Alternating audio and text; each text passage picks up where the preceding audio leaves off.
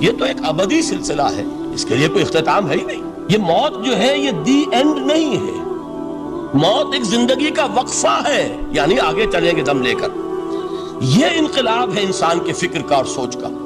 اس انقلاب کے نتیجے میں وہ جماعت تیار ہوئی صحابہ کرام کی، ڈیڈیکیٹڈ، کمیٹڈ، جو آخرت کے طالب تھے، جو اللہ کے عاشق، محمد کے دیوانے صلی اللہ علیہ وسلم، تن من دھن قربان کرنے کے لیے تیار۔ حضور کے چشم ابرو کی جنبش جو ہے وہ ان کے لیے گویا کہ ایک حکم کے درجے میں ہے، جس کی کہ لازماً تعمیل ہوگی، اور انہوں نے اپنی گردنیں کٹوا دی، اپنے گھر اجڑوا دیے، اپنا دنیا کا جو بھی کچھ اثاثہ تھا وہ قربان کر دیا، نشاور کر دیا، تب کہیں جا کر انقلاب آیا۔ اور یہ شخصیتیں جو تیار ہوئیں تو ان کے تیار کرنے میں ذریعہ کیا ہے؟ قرآن۔ یہی وجہ دیکھیے، نوٹ کیجئے، اسی بات کو دوسرے پیرائے میں عرض کر رہا ہوں کہ تاریخ انبیاء کے ضمن میں بھی ایک بڑی عجیب حقیقت سامنے آئے گی۔ حضرت موسیٰ علیہ السلام کے معجزات دو بہت مشہور ہیں، عصائے موسیٰ اور ید بیضاء۔ ویسے قرآن مجید نے 7 مزید گنوائے ہیں، 9 آیات بینات، 9 بڑے کھلے کھلے معجزے جو فرعون اور آل فرعون کو دکھائے گئے۔ پھر آپ کو معلوم ہے کہ اسی عصا کی ضرب سے سمندر کا پھٹ جانا، اسی عصا کی ضرب سے ایک چٹان سے 12 چشموں کا پھوٹ بہنا، اور پھر یہ کہ من و سلوہ کا نزول ہے اور غمام ہے صحرا کے اندر، جہاں کوئی چیز سائے کے لیے نہیں ہے، ان کے اوپر ابر کا سایہ کیا جا رہا ہے۔ یہ سارے معجزے آپ کو نظر آ رہے ہیں۔ اسی طریقے سے حضرت مسیح علیہ السلام، کیسے کیسے معجزے، مردہ کو کہا قم باذن اللہ اور کھڑا ہو گیا، گارے سے بنایا ایک پرندے کی شکل اور اس میں پھونک ماری اور اڑتا ہوا پرندہ ہو گیا۔ یعنی یہ کہ احیاء موتا اور خلق حیات یہ آخری معجزے ہو سکتے ہیں، اس لیے کہ یہ خالص اللہ تعالیٰ کے افعال ہیں۔ لیکن ذرا اس کانٹیکسٹ میں دیکھیے محمد کا معجزہ کیا ہے صلی اللہ علیہ وسلم۔ قرآن مجید جن لوگوں نے پڑھا ہے اور سمجھ کر پڑھا ہے، ترجموں سے پڑھا ہے، یا ویسے وہ عربی زبان سے واقف ہیں، ان کو معلوم ہے کہ قرآن بار بار کہتا ہے محمد کا معجزہ، یوں تو بے شمار واقعات ہوں گے لیکن اصل معجزہ صرف اور صرف قرآن، اسی کو پیش کیا گیا کہ یہی ہے، آؤ مقابلہ کر لو۔ اصل میں معجزہ کہتے کسے؟ معجزہ کے معنی عاجز کر دینے والی شے۔ یوں تو اولیاء اللہ جو ہیں ہم ان کی کرامات کے قائل ہیں، اللہ تعالیٰ اپنے کسی نیک بندے کے مقام اور مرتبے کے اظہار کے لیے کسی وقت کوئی ایسی چیز ظاہر کر دے جو قانون طبیعی کے خلاف ہو، تو یہ کرامات اولیاء حق ہے۔ اور اس درجے کی جو ظاہر بات ہے کہ جب اولیاء کے لیے کرامات ہے تو انبیاء کے لیے تو بہت ہوں گی۔ اصل معجزہ کسے کہتے ہیں؟ جسے کوئی نبی چیلنج کے ساتھ پیش کرتا ہے کہ یہ ہے میری رسالت کا ثبوت، آؤ مقابلہ کر لو۔ حضرت موسیٰ علیہ السلام کے جو اصل معجزے تھے وہ 2 تھے، ایک عصا جس کا کہ مقابلہ کیا، آپ کو معلوم ہے کہ فرعون نے تمام جو جادوگر تھے پورے مملکت کے انہیں جمع کیا اور مقابلہ کیا۔ تو جس چیز کو کہ پیش کیا جائے چیلنج کے ساتھ کہ آؤ تو مقابلہ کر لو، وہ اصل معجزہ ہوتا ہے اس نبی اور رسول۔ تو حضور صلی اللہ علیہ وسلم کا اصل معجزہ، یعنی معجزات، آپ یہ موالتے میں مبتلا نہ ہو، میں بقیہ معجزات کی نفی نہیں کر رہا، یہ واقعات اپنی جگہ حق ہیں کہ حضور کو پتھر سلام کرتے تھے۔ حضور صلی اللہ علیہ وسلم جس کھجور کے تنے کے ساتھ ٹیک لگا کر خطبہ دیا کرتے تھے، جبکہ ابھی مسجد نبی میں ممبر نہیں بنا تھا، جب تعداد زیادہ ہو گئی مسلمانوں کی اور ضرورت محسوس ہوئی کہ ذرا بلند مقام پر کھڑے ہو کر آپ خطبہ ارشاد فرمائیں، تو پھر وہ ممبر بنا کر رکھا گیا۔ پہلے مرتبہ جب آپ ممبر پر چڑھ رہے تھے خطبہ دینے کے لیے، تو اس کھجور کے سوکھے تنے میں سے ایسی آواز آئی جیسے کوئی بچہ بلک بلک کر رو رہا ہو کہ وہ سعادت جو مجھے حاصل رہی تھی آج تک میں محروم ہو گیا۔ تو یہ انبیاء کا مقام ہے۔ مولانا روم نے اسی لیے کہا ہے کہ فلسفی کو منکر حنانہ است، از حواس انبیاء بیگانہ است۔ فلسفی اور عقلیت پرست انسان وہ تو حنانہ کا انکار کر دے گا، کیسے ممکن ہے سوکھا تنا اور اس کے اندر سے بچے کی طرح بلکنے کی آواز آئے، لیکن یہ اس لیے کہ وہ انبیاء کے خصوصی احوال جو ہے ان کو جانتا نہیں۔ اس قسم کے خرق عادت واقعات حضور کی زندگی میں بھی بے شمار ہوئے، لیکن حضور کا وہ معجزہ جس میں تحدی کے ساتھ چیلنج کے انداز میں کہا گیا کہ آؤ مقابلہ کر لو، وہ صرف اور صرف قرآن ہے۔ چنانچہ آپ سورہ بنی اسرائیل میں دیکھیں گے قُلْ لَئِنِ اجْتَمَعَتِ الْإِنسُ وَالْجِنُّ عَلَىٰ أَن يَأْتُوا بِمِثْلِ هَٰذَا الْقُرْآنِ لَا يَأْتُونَ بِمِثْلِهِ وَلَوْ كَانَ بَعْضُهُمْ لِبَعْضٍ ظَهِيرًا۔ اے نبی چیلنج کر دیجئے، اگر تمام انسان اور تمام جن مل کر یہ چاہیں کہ اس قرآن جیسی کوئی تصنیف کر دیں تو چاہے وہ ایک دوسرے کا کتنی بھی اس میں مدد کریں اور تعاون کریں، وہ ہرگز قرآن جیسی کتاب تصنیف نہیں کر سکتے۔ اس سے آگے بڑھ کر یہ بات کہی گئی، اچھا پورا قرآن نہیں لا سکتے، اس قرآن کی طرح کی 10 صورتیں ہی تصنیف کر لو۔ جب اس کا بھی جواب نہیں دیا گیا تو جسے کہتے ہیں برسبیل تنزل، اور پنجابی میں کہتا ہے کہ برے کو گھر تک پہنچانا، وہ برے کو گھر تک پہنچانے کے لیے فرمایا ایک صورت ہی بنا لاؤ۔ یہ سورہ ہود میں اور سورہ یونس میں یہ مضمون آیا، اور پھر سورہ بقرہ میں ہجرت کے بعد جو پہلی سورت نازل ہوئی اس میں پھر اس کو دہرا دیا گیا، وَإِن كُنتُمْ فِي رَيْبٍ مِّمَّا نَزَّلْنَا عَلَىٰ عَبْدِنَا فَأْتُوا بِسُورَةٍ مِّن مِّثْلِهِ وَادْعُوا شُهَدَاءَكُم مِّن دُونِ اللَّهِ إِن كُنتُمْ صَادِقِينَ کہ اگر تمہیں کوئی شک ہے اس کتاب کے بارے میں جو ہم نے نازل فرمائی ہے، شک کیا ہوگا؟ شک اسی بات میں ہوگا کہ شاید یہ محمد کا اپنا کلام ہے صلی اللہ علیہ وسلم، یا کوئی اور انسان ہے جو انہیں سکھا پڑھا رہا ہے۔ اگر تمہیں اس نوعیت کا کوئی شک ہے تو اس جیسی ایک صورت بنا لاؤ، فاتو بسورۃ من مثلہ، اور نوٹ کیجئے گا سورۃ العصر بھی صورت ہے، سورۃ الکوثر بھی صورت ہے، 3 آیات بھی اگر ایسی تم تصنیف کر کے لے آؤ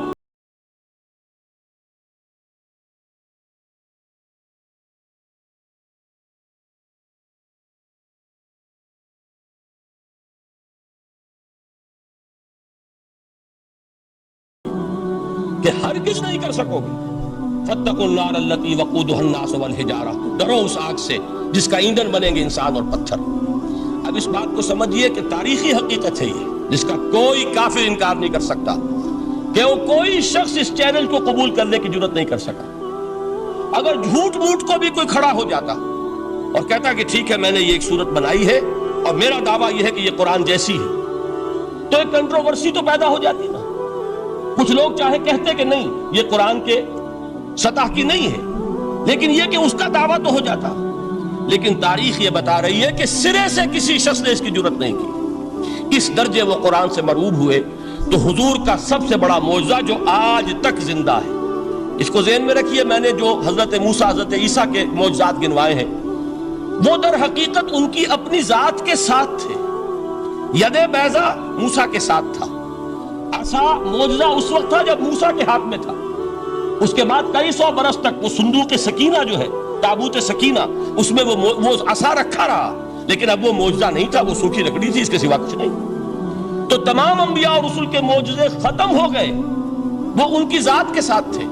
محمد الرسول اللہ کی رسالت دائمی ہے تا قیام قیامت، لہذا معجزہ بھی آپ کا دائمی ہے، وہ معجزہ آج بھی موجود ہے۔ البتہ میں ادھر ضرور توجہ دلاؤں گا کہ قرآن مجید کے اعجاز کے 3 پہلو ہیں۔ پہلا پہلو، اور زیادہ تر اسی کی طرف توجہ زیادہ ہوئی ہے، وہ ہے قرآن کی فصاحت، بلاغت، ادبیت، اس کی چاشنی۔ ظاہر بات ہے کہ اس کا شعور اور ادراک صرف عربوں کو ہو سکتا ہے، بلکہ میرے خیال میں ناراض نہ ہو اہل عرب تو آج کے عربوں کو بھی نہیں ہو سکتا۔ یہ اسی دور کے عرب، ان کی اپنی جو اس وقت کی زبان تھی، اس زبان میں فصحاء، بلغاء، شعراء، خطباء، ان کو اتنا ذوق تھا کہ وہ باقی پوری دنیا کو کہتے تھے یہ گونگے ہیں، بولنا ہمیں آتا، خطیب ہم ہیں، شاعر ہم ہیں، خطبہ ہم دے سکتے ہیں، شعر ہم کہہ سکتے ہیں، باقی سب تو عجمی ہیں، گونگے ہیں، ان کے اندر نہ فصاحت ہے نہ بلاغت ہے، نہ ان کے کلام میں چاشنی ہے، نہ اس کے اندر کوئی شکو ہے۔ یہ دعویٰ جنہیں تھا، جب ان کے منہ بند ہو گئے قرآن کو سننے کے بعد کہ اس کلام کا کوئی مقابلہ ممکن نہیں ہے، جو ان کے سبع معلقہ کے شعراء میں سے آخری شاعر وہ ایمان لے آئے، اس کے بعد جب ان سے کہا گیا کہ اب آپ شعر نہیں کہتے، حضرت عمر نے ایک مرتبہ ان سے سوال کیا کیا بات ہے، اب آپ نے شعر کہنے چھوڑ دیے؟ تو ان کا جواب یہ تھا اب بعد القرآن، کیا اب قرآن کے بعد بھی اس کا امکان ہے کہ کوئی شخص اپنی فصاحت اور بلاغت کا کوئی اظہار کرنا چاہے؟ یہ تو فصاحت اور بلاغت کی ایک معراج ہے کہ جس تک کہ اب کسی انسان کی رسائی ممکن نہیں۔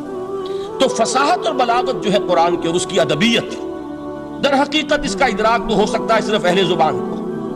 ہم لوگ جو ترجموں سے پڑھتے ہیں، چاہے کتنی ہی گرامر پڑھ لیں، کتنی صرف و نحو پڑھ لیں، واقعہ یہ ہے کہ وہ جو ایک ہوتا ہے نفس پر جب انگلی آتی ہے تو جو ایک آپ کو فیل ہوتی ہے، وہ فیل ہم جو عجمی لوگ ہیں جن کی مادری زبان عربی نہیں ہے، وہ قرآن مجید کی فصاحت اور بلاغت کو اس طور سے نہیں سمجھ سکتے جیسے کہ اہل زبان سمجھ سکتے ہیں۔ اور خاص طور پر جیسے کہ اس زمانے کے اہل زبان نے سمجھا۔ آج چونکہ عربی زبان ویسے تو جو اس کی فصیح لینگویج ہے وہ جو کہ تو اپنی اصل پر قائم ہے اور وہ اسی قرآن کے طفیل اور قرآن کے صدقے قائم ہے، ورنہ دنیا میں کوئی دوسری زبان نہیں ہے کہ جو 1500 برس تک اتنی پیور رہ جائے، اس میں تبدیلی آتی ہے۔ خود اردو جو ہے 300 برس کی اردو، دکن کی اردو، ذرا اس کو کبھی پڑھیے تو آپ حیران ہوں گے کہ یہ اردو زبان ہے اور آج کی اردو کوئی اور ہے۔ یہ صرف 200-250 برس کے اندر یہ انقلاب اردو میں ہو چکا ہے۔ عربی زبان 1500 برس سے وہ قائم ہے اپنی اسی جگہ پر، اور وہ صرف قرآن کا اعجاز اور قرآن کا صدقہ ہے۔ لیکن باقی جو اصل میں بولی جانے والی زبانیں ہیں وہ بہت بدل چکی ہیں، لہذا تمام اہل عرب کے لیے بھی اب قرآن کے اس پہلو کو صحیح طور پر سمجھنا ممکن نہیں۔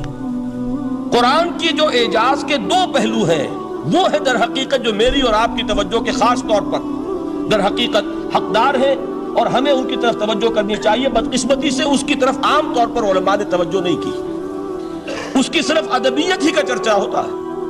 اصل میں قرآن مجید علم انسانی کی معراج، فکر، فلسفہ، حکمت، قرآن کی ابدی حکمت، قرآن کا ابدی فلسفہ، قرآن انسانی مسائل کا جو حل دیتا ہے، قرآن نے سوشل سائنسز میں جس طریقے سے رہنمائی کی ہے، یہ 2 پہلو ہیں اس کے اعجاز کے، جس کی کہ آج ہمیں ضرورت ہے کہ ہم اس کا شعور اور ادراک حاصل کریں۔ اس کے ضمن میں خاص طور پر علامہ اقبال کا نام لینا چاہتا ہوں۔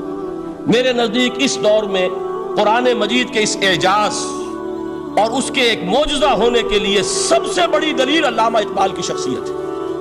وجہ کیا ہے کہ علامہ اقبال علماء کے طبقے میں سے نہیں تھے۔ ظاہر بات ہے کہ جن کا پورا جو ہے جن کی زندگی گزرتی ہو قال اللہ و قال الرسول میں، ان کے دلوں میں عظمت قرآن کی، ان کے دلوں میں حضور کی محبت، یہ تو سمجھیے کہ ہونی ہی چاہیے، ان کے شب و روز اسی میں گزرتے ہیں۔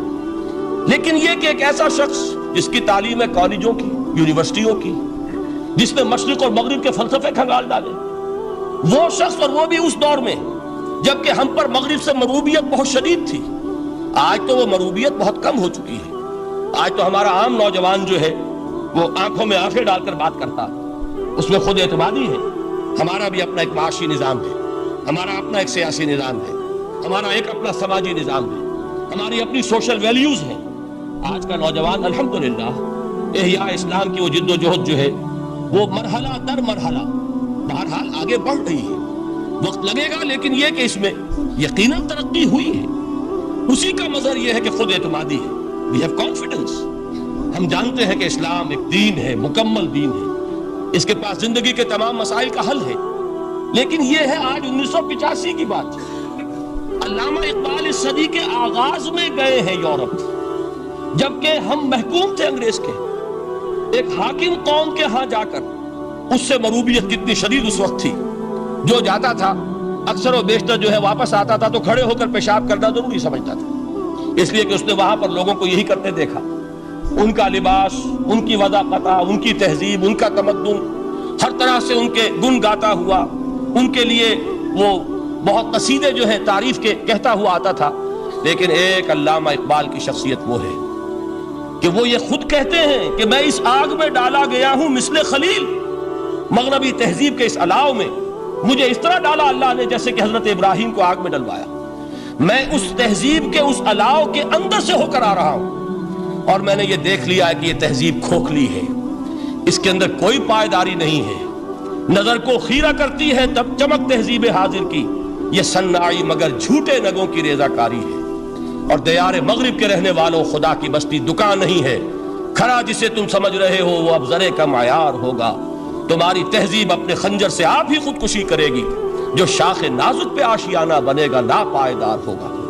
اب آپ اندازہ کیجئے وہ شخص جو بنیادی طور پر فلسفی ہے، فلسفے کا طالب علم ہے، وہ جرمنی اور انگلستان میں جا کر فلسفے کھنگالنے کے بعد اسے اگر تسکین حاصل ہوئی، اس کی جو علم کی پیاس تھی اگر اسے سیری حاصل ہوئی تو صرف قرآن کے ذریعے سے۔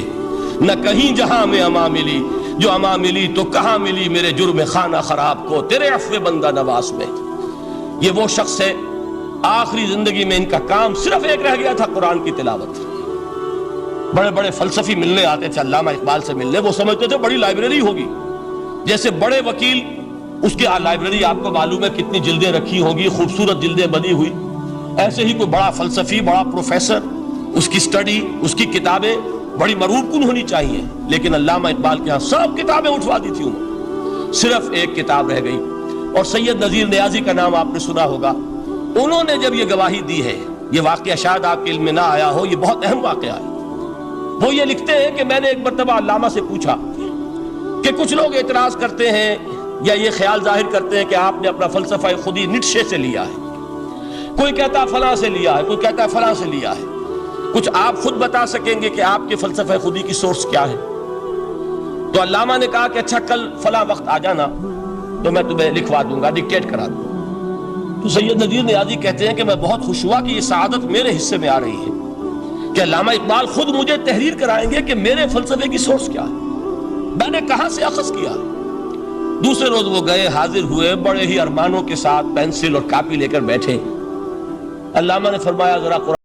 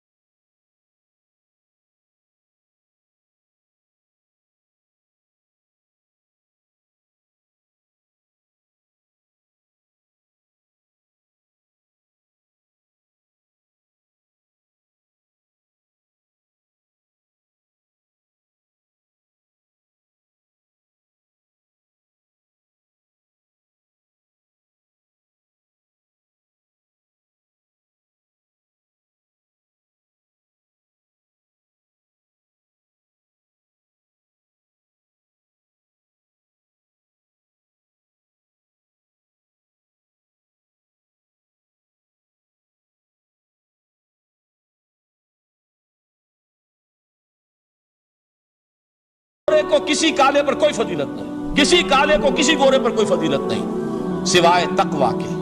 تم سب کے سب آدم کی اولاد ہو اور آدم مٹی سے بنائے گئے تھے۔ یہ الفاظ لکھ کر کہتا ہے کہ جہاں تک human fraternity, equality and freedom, تین الفاظ نوٹ کیجئے، انسانی حریت، انسانی مساوات، انسانی اخوت، کہتا ہے جہاں تک ان تین چیزوں کے واز ہیں، سرمنز کا تعلق ہے، وہ تو دنیا میں پہلے بھی بہت کہے گئے۔ عیسائی ہونے کے باوجود خاص طور پر نام لیتا ہے جیزس آف نزارت۔ سرمنز تو حضرت مسیح کے ہاں بھی بہت مل جائیں گے کہ تمام انسان برابر ہیں، سب کو بھائی بھائی ہونا چاہیے، سب انسان آزاد ہیں، تمیز بندہ و آقا فساد آدمیت ہے۔ لیکن وہ کہتا ہے کہ یہ ماننا پڑتا ہے تاریخ انسانی میں پہلی مرتبہ ان اصولوں پر ایک انسانی معاشرہ قائم کیا محمد نے صلی اللہ علیہ وسلم۔ یعنی حضور کے ساتھ یہ معاملہ ایمپٹی سلوگنز کا نہیں ہے، یہ صرف واز نہیں ہے، یہ صرف سرمنز نہیں ہیں، یہ ایمپٹی سلوگنز نہیں ہیں۔ He translated these things into actuality۔ ایک حقیقت، ایک واقعہ کی شکل دی ہے محمد نے صلی اللہ علیہ وسلم۔ وہ معاشرہ پیدا کیا جس میں انسانی اخوت، انسانی مساوات اور انسانی حریت، یہ تینوں اقدار بتمام و کمال موجود تھی۔ یہی وجہ ہے اس صدی میں نوٹ کیجئے گاندھی جی، موہن داس کرم چند گاندھی، جس کو آج پوری دنیا میں تسلیم کیا جاتا ہے، عالم عرب میں بھی مہاتما گاندھی کی بڑی عزت ہے۔ پنڈت نہرو کا کسی زمانے میں استقبال ہوا تھا ریاض میں، تو ہمیں بہت غصہ آیا تھا کہ مرحبا برسول السلام، welcome to the prophet of peace, یہ الفاظ تھے کہ جن سے پنڈت نہرو کا استقبال ہوا تھا۔ غصہ ہمیں بہت آیا، یہ رسول کا لفظ استعمال کر دیا انہوں نے۔ بعد میں ہم نے سوچا بھائی رسول کے معنی ان کے ہاں ایلچی کے ہیں، تو انہوں نے اس کو اپنی جو بھی غلطی میں سمجھا یا صحیح سمجھا، اس کو چھوڑ دیجئے، میں کوئی سیاسی گفتگو نہیں کرنا چاہتا۔ انہوں نے سمجھا کہ یہ شخص اس وقت امن کا پیغام بر ہے، لہذا اس کو ویلکم کیا۔ بہرحال گاندھی جی کا جہاں تک معاملہ ہے، آپ کے علم میں ہے کہ پوری دنیا میں اس شخص کی عظمت کو تسلیم کیا گیا ہے۔ ہمارا معاملہ، ہندوستانی مسلمانوں کا معاملہ، یہ دوسرا ہے۔ وہ تو آپ کو معلوم ہے کہ جوتا جسے کاٹتا ہے اسے پتا چلتا ہے کہ یہ جوتی کاٹ رہی ہے، ورنہ دیکھنے والے کو پتا چلے گا بڑا خوبصورت جوتا ہے، بڑا عمدہ جوتا ہے، کوئی اس میں خرابی نہیں ہے، لیکن جسے وہ پنچ کر رہی ہے اسے پتا ہے کہ یہ ہے کیا۔ اس اعتبار سے ہمارا معاملہ علیحدہ ہے، لیکن دنیا کو بہت خوبصورت اور بہت ہی اعلیٰ اور بہت ہی اونچی شخصیت ایک نظر آتی ہے۔ بہرحال ایک پہلو سے یقیناً ماننا پڑے گا اس کی عظمت کو، کہ ہندو قوم کے لیے اور ہندوستان کے لیے، اس کی آزادی کے لیے جو عظیم جد و جہد کی ہے، اس میں کوئی شک نہیں۔ میں اس وقت جو بات عرض کرنا چاہتا ہوں کہ 1937 کا تصور کیجئے۔ 1937 میں آپ کو معلوم ہے 1935 میں قانون بنا تھا، اور پہلی مرتبہ الیکشنز ہوئے تھے بر صغیر میں 1937، اور وہ ہوئے تھے صوبائی الیکشنز۔ ان کے نتیجے میں وزارتیں قائم ہوئی، مسلم لیگ نے بائیکاٹ کیا تھا الیکشن کو، لہذا پورے ہندوستان میں تمام صوبوں میں کانگریس کے وزراء کی وزارتیں بنی۔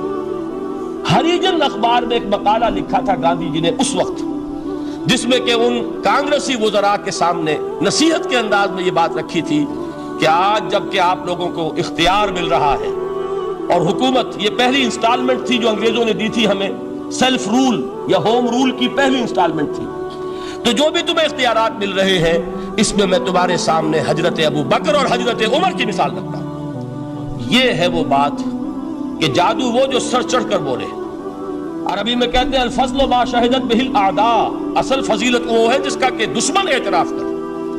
مہاتما گاندھی اگر اعتراف کر رہا ہے کہ تاریخ انسانی کی عظیم ترین شخصیتیں حکومت کی سطح پر وہ ابو بکر اور عمر ہیں، تو ابو بکر اور عمر کس درخت کے پھل ہیں؟ وہ شجرہ طیبہ، شجرہ نبوت ہے کہ جس کے پھل ہیں ابو بکر اور عمر، جن کو تربیت دی ہے محمد نے صلی اللہ علیہ وسلم۔ تو معلوم ہوا کہ یہ چیزیں وہ ہیں کہ جس کا لوہا آج دنیا مان رہی ہے، لہذا ہمیں قرآن مجید کے اعجاز کے پہلو سے ان اعتبارات سے خود بھی توجہ کرنی چاہیے اور دنیا کو بھی ادھر متوجہ کرنا چاہیے۔ اب میں تبرکاً 3 مقامات سے میں نے آیات پڑھی ہیں، قرآن مجید کی عظمت کا وہ ادراک اور شعور جو ہمیں ہو سکتا ہے، ہم وہ کہ جو قرآن کو مانتے ہیں اللہ کا کلام، ہم اس بنیاد پر سمجھے کہ اللہ نے اپنے کلام کی کیا مدح کی ہے۔ اور نمبر 2 یہ فارسی کا ایک مصرع ہے کہ قدر گوہر شاہ دانت یا بدانت گوہری، हीरे जवाहरात की कदर कीमत या बादशाहों को मालूम होती है जो उनमें खेलते हैं, और या ये कि जौहरी को जो उनका कारोबार करता है, जानता है, पहचान है, परखता है। आम आदमी को क्या पता, उसके हाथ पे अगर कोई आप हीरा रख दें, वो समझे शायद कोई कांच का टुकड़ा है, उसे उसके अंदर कोई फर्क महसूस नहीं होगा। कदरे गौहर शाह दानत या बेदानत गौहरी, कि हीरे जवाहरात जो है उनकी कदर कीमत का अंदाजा या बादशाहों को होता है या जौहरी को होता है। तो कुरान मजीद का अजमत का सही इदराक या अल्लाह को है या मोहम्मदुर रसूलुल्लाह को है सल्लल्लाहु अलैहि वसल्लम। बाकी जो कुछ दुनिया देखती है वो तो वो जाहिर का एक पहलू है, वो तारीखी हकायक है जो मैंने आपके सामने रखे। बाकी कुरान मजीद की अजमत का कोई सही इदराक हो सकता है या वो अल्लाह ताला की जुबानी और या होगा मोहम्मदुर रसूलुल्लाह सल्लल्लाहु अलैहि वसल्लम के फरामीन की रूह से। इसीलिए मैंने 3 जगह से आयात पढ़ी हैं। एक मकाम से सूरह रहमान की इब्तदाई 4 आयात, सूरह यूनुस की 2 आयात, सूरह हश्र की 1 आयत, और 3 अहादीस नबवियां हैं जिनका मैंने जिक्र किया है, इसलिए कि तीसरी जो है वो बहुत तवील हदीस है, वो पूरी मैं इस वक्त नहीं पढ़ सकता था। उसके सिर्फ इब्तदाई और आखिरी कलिमात मैंने इस वक्त आपको सुनाए। मैं थोड़ी सी तशरीह उनकी करूंगा ताकि कुरान मजीद की अजमत का जो नक्श मेरे और आपके कल्ब पर होना चाहिए वो सही दर हकीकत इन आयात और अहादीस की रोशनी में हमारे दिलों पर कायम हो जाए। देखिए, कुरान मजीद की अजमत ये कलाम है। इसकी कलाम की अजमत का पहला पहलू है मुतकल्लिम की अजमत के एतबार से। अरबी में कहा जाता है कि कलामुल मुलूक मुलूकुल कलाम है। बादशाहों का कलाम कलामों का बादशाह होता है। बादशाह जब गुफ्तगू करेगा मालूम होगा शाहाना अंदाज है। एक कोई भिखारी गुफ्तगू करेगा या कोई गुजरा गुफ्तगू करेगा, सब्जी फरोश करेगा, कोई मछली फरोश करेगा, हर एक का पता चल जाएगा कि कौन बोला। वो जिसको कहते हैं कि तांत बाजी राग पाया। 2 जुमले कोई शख्स बोलेगा, पता चल जाएगा कितने पानी में है, इसके इल्म का, फजल का, तहजीब का, तमद्दुन का क्या मेयार है। इसलिए कि कलाम जो है दर हकीकत मुतकल्लिम की पूरी शख्सियत की अक्कासी करता है। इसका मकाम क्या है, इसका मर्तबा क्या है, इसके जहन की बुलंदी क्या है, इसके फिक्र की गहराई क्या है, इसके उफ़क़ ज़हनी की वुसअत क्या है, इस सब का अंदाजा होगा कलाम से। तो अब ये कलाम है अल्लाह का। मालूम हुआ कि अल्लाह की सिफात का एक कामिल अक्स कुरान मजीद में मौजूद है। ये बात समझिए, इसको कुरान ने किस तरह बयान किया। ये वो लतीफ हकाइक हैं जिनके लिए कुरान मजीद तमसील का पैराया इख्तियार करता है। अब सूरह हश्र की तमसील क्या है?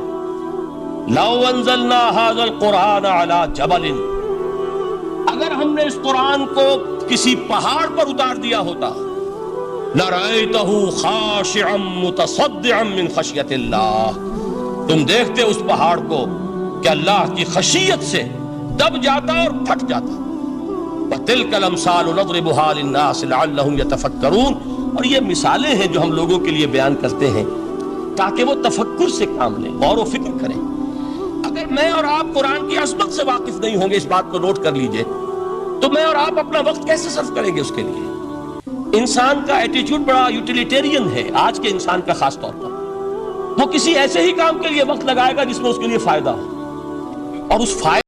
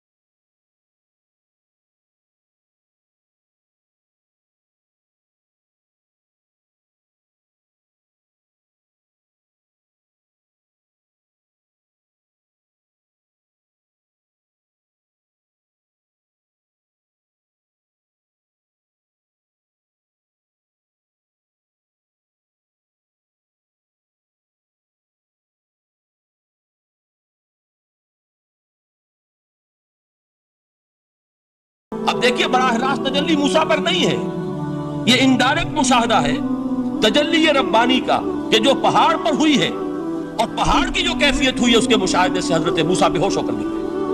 وَصَعِقَ مُوسَىٰ خَرَّ مُوسَىٰ صَعِقًا، یہ ہے وہ مثال جو یہاں دی ہے قرآن کے لیے.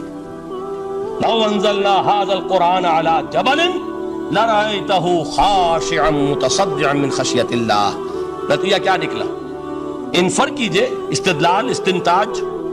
نتیجہ یہ نکلا کہ جو تاثیر تجلی ذات ربانی کی ہے وہی تاثیر کلام ربانی کی ہے، صرف یہ ہے کہ ہمیں اس کا شعور نہیں، ہمیں اس کا ادراک نہیں. یہ بالکل ذات کی تجلی کی جو تاثیر تھی وہی قرآن خود بیان کر رہا ہے کہ اس کلام ربانی کی ہے. اس کو بھی علامہ اقبال نے خوب کہا ہے، فاش گویم آنچ در دل مزمرست، صاف کہہ دیتا ہوں جو کچھ میرے دل میں ہے. این کتابیں نیست چیزیں دیگر است، اسے کتاب نہ سمجھ بیٹھنا قرآن کو، یہ کتاب نہیں ہے، کچھ اور ہے. کچھ اور کیا ہے؟ مثل حق پنہاؤ ہم پیداستو، زندہ پائندہ گویاستو. یہ تو جیسے اللہ تعالیٰ کی ذات ہے، مثل حق، ذات حق سبحانہ و تعالیٰ کی طرح یہ زندہ ہے، پائندہ ہے. مثل حق، پائندہ گویاستو، یہ جو ہے زندہ ہے، یہ متکلم ہے، کلام نہیں ہے. کل صفات ربانیہ جو ہے ظاہر اور باطن، مثل حق پنہا، ظاہر و پنہا، اور حی و قیوم جیسے اللہ کی ذات ہے، وہی صفات اس کلام کی ہیں. اور اس کے بعد وہ شعر آیا تھا جو میں پہلے سنا چکا ہوں، چوں بجاں در رفت جاں دیگر شود. جب یہ قرآن کسی انسان کے اندر سرایت کر جاتا ہے، اس کے دل پر نازل ہوتا ہے. دیکھیے یہ الفاظ آپ کو کہیں اور نہیں ملیں گے. میرے نزدیک جہاں علامہ اقبال اس دور میں قرآن کی عظمت کا سب سے بڑا ثبوت ہے، وہاں عظمت قرآنی کے سب سے زیادہ واقف اور اس کا سب سے زیادہ شعور رکھنے والے بھی علامہ اقبال. یہ الفاظ آپ کو کہیں نہیں مل سکیں گے کہ مثل حق پنہاؤ ہم پیداستو، زندہ و پائندہ و گویاستو، چوں بجاں در رفت جہاں دیگر شود، جہاں چو دیگر شد جہاں دیگر شود. جب یہ انسانوں کے اندر سرایت کر جاتا ہے، ان کے اندر ایک انقلاب آ جاتا ہے، اور یہ اندر کا انقلاب ہے جو ایک عالمی انقلاب کا پیش خیمہ بنتا ہے. آپ آرڈیننس کے ذریعے سے نمازیں پڑھوائیں گے تو پھر نماز وہی پڑھی جائے گی جو آفس ٹائم میں آئے گی، باقی اور کیوں پڑھیں گے؟ وہ تو آرڈیننس کے ذریعے سے پڑھائی جا رہی ہے نا. اس کا حشر تو وہ ہوگا جو ہمارے ہاں دیکھا جا چکا ہے. اور اس وقت بھی اس زمانے میں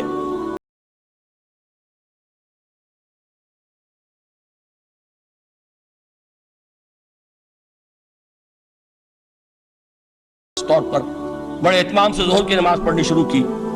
لیکن مجھے بتایا گیا کہ کلاس 4 امپلائیز جو ہیں ہمارے، یہ ڈرائیورز ہیں، پینز ہیں، یہ کھڑے ہنستے رہتے ہیں، شریک نہیں ہوتے. میں نے ان سے کہا وہ اس لیے کہ انہیں معلوم ہے کہ آپ بھی تو یہی پڑھ رہے ہیں صرف نماز، باقی آپ کے ڈرائیور سے اور آپ کے خانسامہ سے یہ بات چھپی ہوئی نہیں ہے کہ عصر آپ نے بھی نہیں پڑھنی، یہ صرف زور ہے جو آپ پڑھ رہے ہیں. تو یہ اصل میں اندر کا انقلاب جب تک نہ آئے، باہر کا ٹھوسا ہوا انقلاب، وہ تو جب پریشر ہٹ جائے گا تبدیلی ختم ہو جائے گا. چوں بجاں در رفت جہاں دیگر شود، اندر انقلاب آئے. جب اندر تبدیلی ہو جائے گی اب انسان کا پورا وجود بدلے گا، پھر اس کے اندر سے تبدیلی جو ہے وہ ابھرے گی، اسے کسی خارجی دباؤ کی ضرورت نہیں ہوگی. جہاں چو دیگر شد جہاں دیگر شود. اور جب انسانی شخصیتوں کے اندر یہ انقلاب اندر سے آتا ہے تو پھر وہ عالمی انقلاب بنتا ہے. جیسے کہ محمد رسول اللہ کا انقلاب. واقعہ یہ ہے کہ اگر جوش کانسپیریسی، عبداللہ ابن سبا کی سازش اگر کامیاب نہ ہو گئی ہوتی اور مسلمانوں کے اندر آپس کا اختلاف اور سرپھٹول نہ ہو جاتا، جو حضرت عثمان کی شہادت، پھر حضرت علی کی شہادت رضی اللہ تعالی عنہما، اور حضرت علی کی دوران خلافت یہ آپس کے جو جنگیں ہوئی، جنگ جمل، جنگ صفین، جنگ نہروان، اگر یہ نہ ہوئی ہوتی تو جس سپیڈ کے ساتھ اور رفتار کے ساتھ انقلاب محمدی کی توسیع ہو رہی تھی علی صاحب الصلاۃ والسلام، کوئی طاقت دنیا میں نہیں تھی. اقبال نے اس کا بھی نقشہ کھینچا ہے کہ تھمتا نہ تھا کسی سے سیل رواں ہمارا. وہ سیل رواں تھا، کوئی روکنے والا نہیں تھا. انٹرنل سیبوٹاج وہ ہے کہ جس نے اس انقلاب کا راستہ روکا ہے. تو واقعہ یہ ہے کہ وہ اندرونی انقلاب حضور نے برپا کیا قرآن کے ذریعے صحابہ میں. اندر سے جو انقلاب تھا اس نے عرب میں ایک انقلاب کی شکل اختیار کی، اور یہ انقلاب جو ہے اتنی اپنے اندر قوت رکھتا تھا، اتنی پوٹینشیلٹی تھی اس کی کہ وہ 20 برس کے اندر اندر کہاں آکسس دریائے جیہوں، کہاں اٹلانٹک، تصور تو کی تاریخ میں اس سے پہلے اتنی بڑی کوئی مملکت قائم ہوئی نہیں، کہاں یمن اور کہاں ایشیائے کوچک، ایشیا مائنر ٹرکی، یہاں سے وہاں اور وہاں سے یہاں، اتنی عظیم مملکت حضرت عثمان رضی اللہ تعالیٰ عنہ کے عہد خلافت میں ہو چکی تھی۔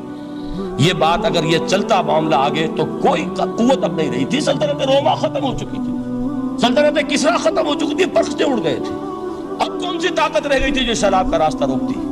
یہ وہ یہودی سازش ہے جس نے اندر سے سیبوٹاج کیا۔ بہرحال یہ ہے انقلاب محمدی کا طریقہ، اندر سے تبدیلی۔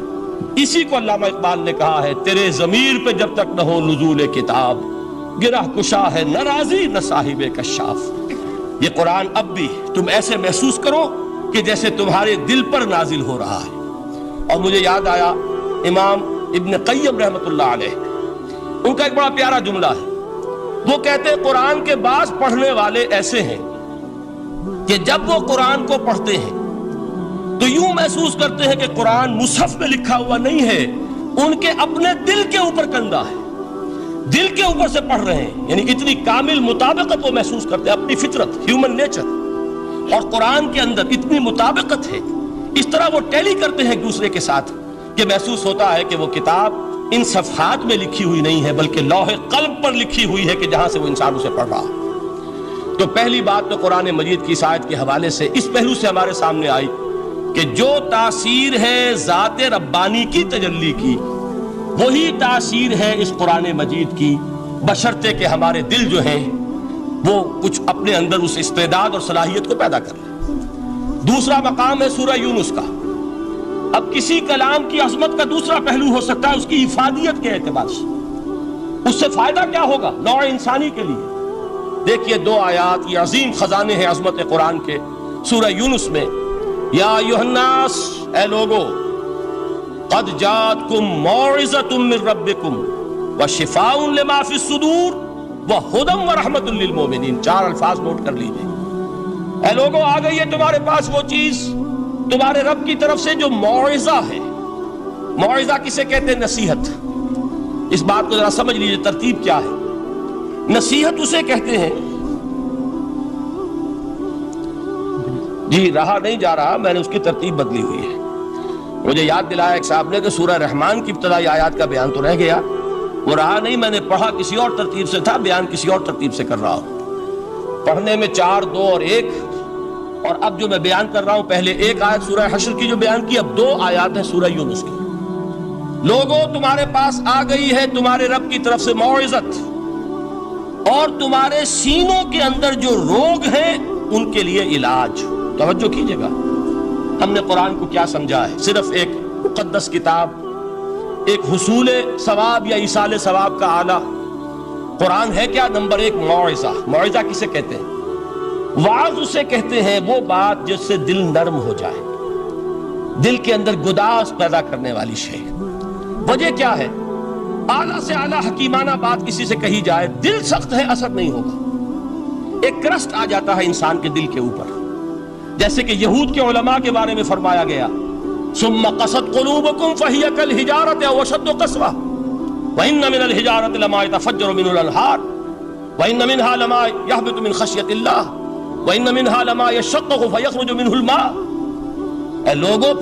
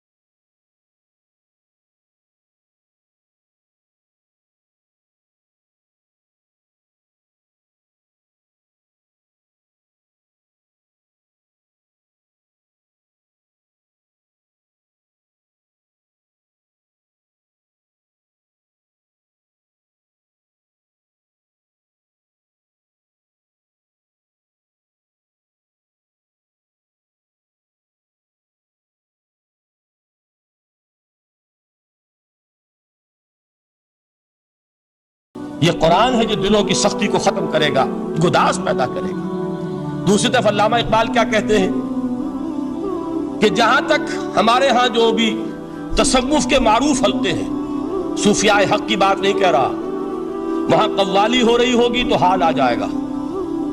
صوفی پشمینہ پوش حال مست، از شراب نغمہ قوال مست۔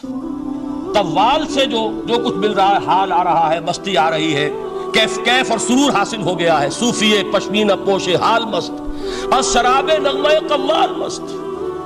لیکن یہ کہ اس کی محفل میں در نمی سازت بقرآن محفلش، اس کی محفل میں قرآن کا کہیں گزر نہیں ہے۔ جبکہ محمد الرسول اللہ صلی اللہ علیہ وسلم کی بھی ایک محفل ہوتی تھی، محفل سماع۔ وہ محفل سماع کیا تھی؟ حضور صحابہ سے فرمائش کر کر کے قرآن سنتے تھے۔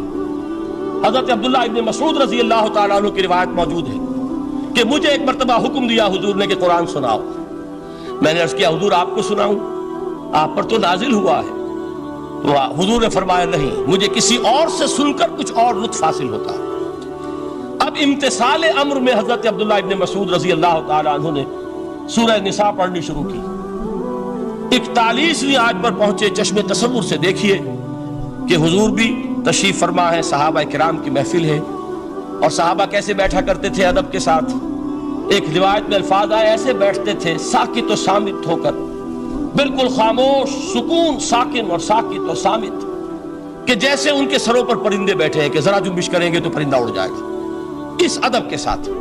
تو وہ محفل جو ہے حضور صلی اللہ علیہ وسلم کی، اور ایک صحابی حضرت عبداللہ ابن مسعود گردن نیچی کیے ہوئے ہیں اور قرآن پڑھتے چلے جا رہے ہیں۔ جب اس آیت پر پہنچے فَكَيْفَ إِذَا جِئْنَا مِن كُلِّ أُمَّةٍ بِشَهِيدٍ وَجِئْنَا بِكَ عَلَىٰ هَٰؤُلَاءِ شَهِيدًا، کیا ہوگا اس دن جس دن کہ ہم ہر امت پر ایک گواہ کھڑا کریں گے، اور اے نبی آپ کو گواہ بنا کر لائیں گے ان کے خلاف۔ آپ کو یہ ٹیسٹیفائی کرنا ہوگا کہ اللہ تیرا جو کلام میرے پاس آیا تھا میں نے پہنچا دیا تھا، اب ان کی ذمہ داری ہے۔ They are accountable, they are responsible۔ اس پر حضور نے فوراً فرمایا حسبک حسبک، بس کرو بس کرو۔ اور حضرت عبداللہ ابن مسعود فرماتے ہیں کہ میں نے جب نگاہ اٹھا کر دیکھا حضور کے آنکھوں سے آنسو روا تھے۔ یہ ہے سماع، یہ محفل سماع ہے، کاش کہ اللہ تعالی ہمیں اس کی توفیق عطا فرمائے۔ یہ ہے مسنون محفل سماع، اس قرآن کے اندر وہ گداز ہے۔ آیا کہ نہیں 7ویں پارے کے بالکل آغاز میں وَإِذَا سَمِعُوا مَا أُنزِلَ إِلَى الرَّسُولِ تَرَىٰ أَعْيُنَهُمْ تَفِيضُ مِنَ الدَّمْعِ مِمَّا عَرَفُوا مِنَ الْحَقِّ يَقُولُونَ رَبَّنَا آمَنَّا فَاكْتُبْنَا مَعَ الشَّاهِدِينَ۔ تو یہ ہے دوسری چیز کہ در حقیقت تزکیہ نفس کا ذریعہ یہ قرآن ہے۔ سینوں میں جو روگ ہیں، حب دنیا، حب مال، حب شہرت، حب اقتدار، جس کو کہ ایڈلر کہتا ہے دی ارج ٹو ڈومینیٹ، میرا غلبہ ہو، میرا تسلط ہو، میں نمایاں ہو جاؤں، میری حکومت بن جائے، اختیار میرے ہاتھ میں آ جائے، دی ارج ٹو ڈومینیٹ۔ یہ ساری ارجز ہیں ہماری در حقیقت جس سے فساد رونما ہے۔ یہ حب مال ہے جس کی وجہ سے ہمارے اندر تنافس ہے۔ الہاکم التکاثر حتی زرتم المقابر، یہ کثرت اور بہتات کی طلب تمہیں غافل کیے رکھتی ہے یہاں تک کہ قبروں تک جا پہنچتے ہو۔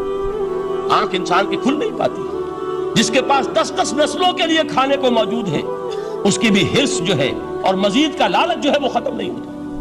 یہ چیزیں ہیں اصل روگ، ان دلوں کے روگوں کا اور سینوں کے اندر کے ان امراض کا علاج قرآن۔ یا ایھا الناس قد جاءتکم موعظۃ من ربکم وشفاء لما فی الصدور۔ اب جب یہ دو چیزیں ہو جائیں گی، اب تیسرا لفظ ہے ہدن۔ ہدایت بیکار ہے جب تک دل میں گداز نہ ہو، ہدایت بیکار ہے جب تک کہ نیت درست نہ ہو۔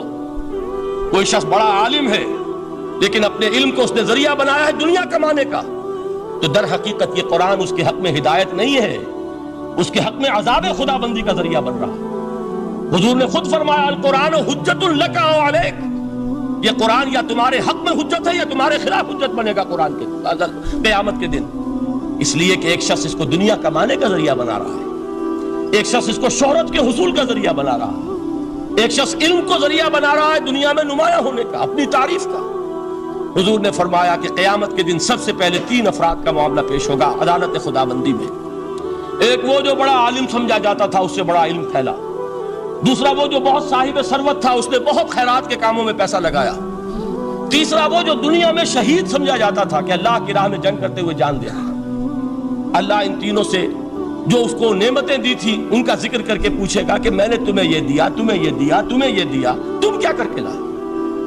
وہ شہید کہے گا کہ اللہ میں نے تیری راہ میں جنگ کی اور اپنی جان دے دی تاکہ تو راضی ہو جائے۔ اللہ فرمائے گا کذبتا، تو نے جھوٹ بولا، انک قد قاتلت لئن یقال جریء، تو نے تو یہ جنگ اس لیے کی تھی کہ کہا جائے کہ بڑا جری ہے، بڑا بہادر ہے۔ یہ لوگوں سے بہادری کے تمغے لینا تمہارا مقصود تھا۔ وقد قیل، وہ کہا جا چکا ہے، اب یہاں تمہارے لیے کچھ نہیں۔ اور فرشتوں کو حکم ہوگا اور وہ اوندے منہ اس کو گھسیٹتے ہوئے جہنم میں جھونک دیں۔ دنیا میں شہید سمجھا جا رہا ہے، آخرت میں جہنمی۔ یہی حال اس عالم کا ہوگا، یہی حال اس دولت مند کا ہوگا۔ تم نے یہ علم پھیلایا تھا کہ تمہارے علم کا چرچا ہو جائے، تمہاری شہرت ہو جائے، لوگ تمہاری دست بوسی کرنے لگے، لوگ تم سے جھک کر ملے۔ وہ دنیا میں ہو گیا، تمہارا مطلوب مل چکا، تمہارا مقصود حاصل ہو چکا، اب یہاں کچھ نہیں۔ تو جان لیجئے کہ جب تک دلوں کے روگ درست نہ ہوں، علم بیکار ہے، ہدایت قطعاً غیر مفید ہے۔ پہلے دلوں کا کرست اترے، اس کی سختی دور ہو، یہ ہے موعظہ۔ دلوں کے اندر سے حب جاہ، حب دنیا، حب مال نکلے، یہ ہے تزکیہ۔ شفاء لما فی الصدور، اب ہدایت خدا بندی، اب راستہ آپ دیکھیں گے اور اس راستے پر چلیں گے۔ یہ ہدایت جو ہے دنیا میں، یہی آخرت میں رحمت کی شکل میں ظاہر ہوگی۔ جنہوں نے اس قرآن کی ہدایت سے فائدہ اس دنیا میں اٹھایا، آخرت میں رحمت خدا بندی کی بدلیاں ان پر سائے کریں۔ ایک حدیث میں تو باقاعدہ الفاظ آئے ہیں کہ سورہ بقرہ اور سورہ آل عمران یہ دو بدلیوں کی صورت میں ظاہر ہوں گی میدان حشر میں، اور ان لوگوں پر سایہ کریں گی کہ جن کو ان سے بڑی محبت تھی۔ یہ چار الفاظ نوٹ کر لیجئے اسی ترتیب کے ساتھ: یا ایھا الناس قد جاءتکم موعظۃ من ربکم وشفاء لما فی الصدور وہدی ورحمۃ للمؤمنین قل بفضل اللہ وبرحمتہ، اے نبی کہہ دیجئے یہ اللہ کا بڑا فضل ہے، لوگوں سمجھو، اس کی بڑی رحمت کا ظہور ہوا ہے اس قرآن کی شکل میں، اس کی رحمت کا مظہر عتم قرآن ہے، اس کے فضل کا سب سے بڑا ثبوت قرآن ہے۔ فَبِذَلِكَ فَلْيَفْرَحُوا، اس پر انہیں خوشیاں منانی چاہیے۔ اترانا ہے تو اس پر اترائیں کہ اتنی بڑی دولت ہمارے پاس ہے، اتنا بڑا احسان ہے جو اللہ نے ہم پر کیا ہے۔ فَبِذَلِكَ فَلْيَفْرَحُوا هُوَ خَيْرٌ مِّمَّا يَجْمَعُونَ، جو چیزیں یہ جمع کرنے کی فکر کر رہے ہیں ان سے کہیں زیادہ قیمتی یہ قرآن ہے۔ کاش کہ یہ دو آیات ہی ہمارے قلب کے اوپر یہ کندہ ہو جائے۔ پہلی بات میں نے عرض کی تھی، اس کا شعور ہر ایک کے لیے ممکن نہیں، اس کا باطن بیدار ہو چکا ہو۔ لو انزلنا هذا القرآن على جبل لرأيته خاشعا متصدعا من خشیۃ اللہ، جن کی ارواح بیدار ہو چکی ہوں وہ قرآن کی اس تاثیر کو محسوس کریں گے۔ لیکن یہ دوسری چیز ہے کہ جو ہمارے لیے پریگمیٹک پہلو سے، عملی اعتبار سے، افادے کے اعتبار سے یہ چار الفاظ اور رحمت اور فضل خدا بندی کا سب سے بڑا مظہر، اور خوشیاں مناؤ کہ اللہ کی یہ نعمت تمہارے پاس موجود ہے۔ اب وہ تیسرا مقام ہے سورہ رحمان کا، بڑی چھوٹی چھوٹی آیات۔ آپ نے سنا ہوگا حضور نے سورہ رحمان کے بارے میں فرمایا ہے، سورۃ الرحمان عروس القرآن، یہ سورہ رحمان جو ہے یہ قرآن کی دلہن ہے۔ جیسے دلہن کو آپ خوشنما لباس پہناتے ہیں، آراستہ پیراستہ اس کو گہنے اور اس کو زیور پہناتے ہیں، تو جس طریقے سے سجاتے ہیں آپ دلہن کو، اللہ تعالیٰ نے ایک سورت قرآن مجید میں ایسی رکھی ہے سورہ رحمان کہ اسے خوب سجایا ہے۔ اس میں الفاظ کا در و بست، اس کا اپنا ایک ڈیوائن میوزک ہے۔ وہ تو اللہ تعالیٰ قراء جو ہے، خاص طور پر مصر کے قراء، اللہ تعالیٰ ان پر رحمت نازل فرمائے، ان کی خطاؤں سے درگزر کرے۔ جس طرح قرآن کے انٹرنسک میوزک کو انہوں نے واضح کیا ہے، واقعہ یہ ہے کہ اگر یہ لوگ نہ ہوتے، شیخ عبد الباسط محمد عبد الصمد، شیخ محمود خلیل الحصری، یہ لوگ کہ جنہوں نے قرآن کے اس غنا، میوزک، یہ لفظ جو ہے آپ حیران نہ ہو کہ میں یہ کوئی شاید توہین کر رہا ہوں قرآن کی، حضور نے یہ لفظ استعمال کیا ہے، تغنو، اس قرآن کو اچھی سے اچھی خوشلہانی کے ساتھ پڑھو۔ من لم یتغن بالقرآن فلیس منا، جو قرآن کو بہتر سے بہتر انداز میں، اچھی سے اچھی آواز میں، خوشلہانی کے ساتھ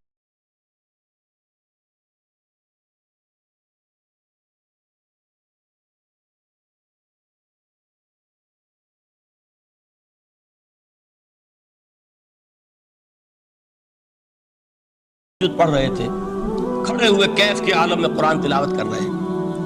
حضور کو بہت پسند آئی ان کی قرات، کافی دیر تک وہاں کھڑے سنتے رہے. اب انہیں کیا پتا کون سن رہا ہے. بالکل اسی طرح سمجھ لیجئے ایک بات یاد آئی ہے. حضور فرماتے ہیں کہ جس طرح کان لگا کر اللہ قرآن کو سنتا ہے کسی چیز کو نہیں سنتا. ہمیں نظر نہیں آتا نا، ہمیں معلوم نہیں. ہم قرآن پڑھ رہے ہیں تو سننے والا کون ہے؟ سب سے زیادہ کان لگا کر خود اللہ. یہاں اس لیے مجھے یاد آیا کہ ابو موسیٰ اشعری کو کیا پتا تھا کہ کون سن رہا ہے. وہ اپنی کیفیت میں نماز میں تہجد میں قرآن کی تلاوت کر رہے تھے، اور ظاہر بات ہے ان کے گھر ایکڑوں میں بنے ہوئے نہیں تھے، ایک ایک کمرہ، ایک ایک کوئی حجرہ، ایسے ہی تو گھر تھے نا صحابہ کے. لہذا حضور پاس سے گزرے، آواز آئی، کافی دیر سنتے رہے. اس کے بعد آپ تشریف لے گئے. صبح فجر میں ملاقات ہوئی تو حضور نے تحسین کے انداز میں فرمایا، یا ابا موسیٰ انک قد اوتیت مزمارا من مزامیر آل داؤد. اے ابو موسیٰ تمہیں تو آل داؤد کے سازوں میں سے ایک ساز اللہ نے عطا فرما دیا ہے. جس طرح حضرت داؤد لہن داؤدی مشہور ہے کہ جب وہ پچھلے پہر رات کو حمد کے ترانے الاپتے تھے، قرآن میں ہے کہ پرندے شامل ہو جاتے تھے ساتھ، اور پہاڑ وجد میں آتے تھے، پہاڑ بھی ان کے ساتھ شریک ہوتے تھے. تو جس طرح کا اللہ نے ان کو لہن عطا فرمایا تھا، حضور نے تحسین کے انداز میں فرمایا ہے ابو موسیٰ اشعری اللہ نے تمہیں بھی آل داؤد کے سازوں میں سے ایک ساز عطا فرمایا. بہرحال قرآن مجید کا جو یہ میوزک ہے، قرآن کے الفاظ کا جو حسن ہے، جہاں تک حسن معنوی ہے وہ تو ہر لفظ میں ہے، لیکن یہ حسن ظاہری، حسن صوتی، حسن لفظی، یہ اپنے کلائمیکس پر آپ کو نظر آئے گا سورہ رحمان میں. لیکن قرآن میں یہ سورت اس اعتبار سے بھی ممتاز ہے، اس کی 4 آیات پر ذرا توجہ کریں گے، عجیب حقائق سامنے آئیں گے. جہاں یہ قرآن مجید کے حسن صوت اور حسن لفظی کی معراج ہے، وہیں اس کی پہلی 4 آیات میں 4 چوٹی کی چیزوں کا ذکر ہے، سب سے اونچی چیزیں. پہلی آیت کیا ہے؟ الرحمن. ایک آیت ہو گئی. رحمان کیا ہے؟ اللہ کا نام ہے. کبھی آپ نے غور کیا اللہ کے ناموں میں سب سے پیارا نام کون سا ہوگا؟ رحمان. کیوں؟ اس کا مادہ کیا ہے؟ رحمت. ہمیں سب سے بڑھ کر جس چیز کی ضرورت ہے وہ کیا ہے؟ رحمت خدا بندی. نام اچھی طرح سن لیجئے اس حضور کے قول کو. حضور فرماتے کوئی شخص جنت میں مجرد اپنے عمل کی بنیاد پر داخل نہیں ہو سکے گا جب تک کہ رحمت خدا بندی دستگیری نہ کرے. کسی صحابی نے بڑی ہمت اور جرأت کا ثبوت دیا کہ پوچھ لیا کیا حضور آپ بھی؟ جب آپ نے فرمایا کوئی شخص داخل نہیں ہو سکتا جنت میں محض اپنے عمل کی بنیاد پر جب تک کہ رحمت خدا بندی جو ہے وہ دستگیری نہ فرمائے. پوچھا گیا کیا آپ بھی؟ آپ نے فرمایا ہاں میں بھی. آپ اندازہ کیجئے کہ اگر محمد الرسول اللہ بھی رحمت خدا بندی کے ضرورت مند ہوں تو تاب دیگرہ چے رسد ہماری تو سب سے بڑی ضرورت رحمت خدا بندی ہے. اب یہ رحمت جو ہے قرآن مجید میں اللہ تعالیٰ کی یہ شان 2 الفاظ کے ذریعے سے آتی ہے، رحیم اور رحمان. اور کوئی مادہ نہیں ہے جس سے 2 نام بنتے ہوں اللہ کے، لیکن یہ مادہ ہے واحد رحمت کا کہ جس سے رحمان بھی ہے رحیم بھی ہے. رحیم صفت مشبہ ہے، رحمت دائم ہو جائے گی، مستقل ہوگی تو رحیم کہیں گے. اور رحمان اس میں رحمت کی ہے وہ شان ہے کہ جیسے ٹھاٹھے مارتا ہوا سمندر ہو، ہیجان کی کیفیت، طوفانی کیفیت، رحمت خداوندی کا طوفانی جوش، وہ ہے رحمان. آپ تو رہتے اس علاقے میں ہیں، آپ کو معلوم ہے عرب اگر بھوکا مرا جا رہا ہو تو کیا کہے گا؟ انا جوعان. پیاسا مرا جا رہا ہو انا عطشان. بہت غضبناک ہوگا غضبان. غضبان آصفہ قرآن میں آیا ہے، بہت غضبناک. رحمان جس کی رحمت جو ہے جوش میں ہے، ٹھاٹھے مارتے ہوئے سمندر کے مانند. تو یہ اللہ تعالیٰ کے ناموں میں سب سے پیارا نام. اب آگے چلیے. الرحمن علم القرآن. رحمان نے قرآن سکھایا. رحمت خداوندی کا سب سے بڑا مظہر، رحمان کی رحمانیت کا سب سے بڑا مظہر قرآن ہے. ان میں جو منطقی ربط ہے اس کو سمجھتے جائیے. اچھا آپ یہ سوچئے جو علم بھی انسان کو حاصل ہوا وہ کس نے دیا؟ اللہ نے. سائنس کا علم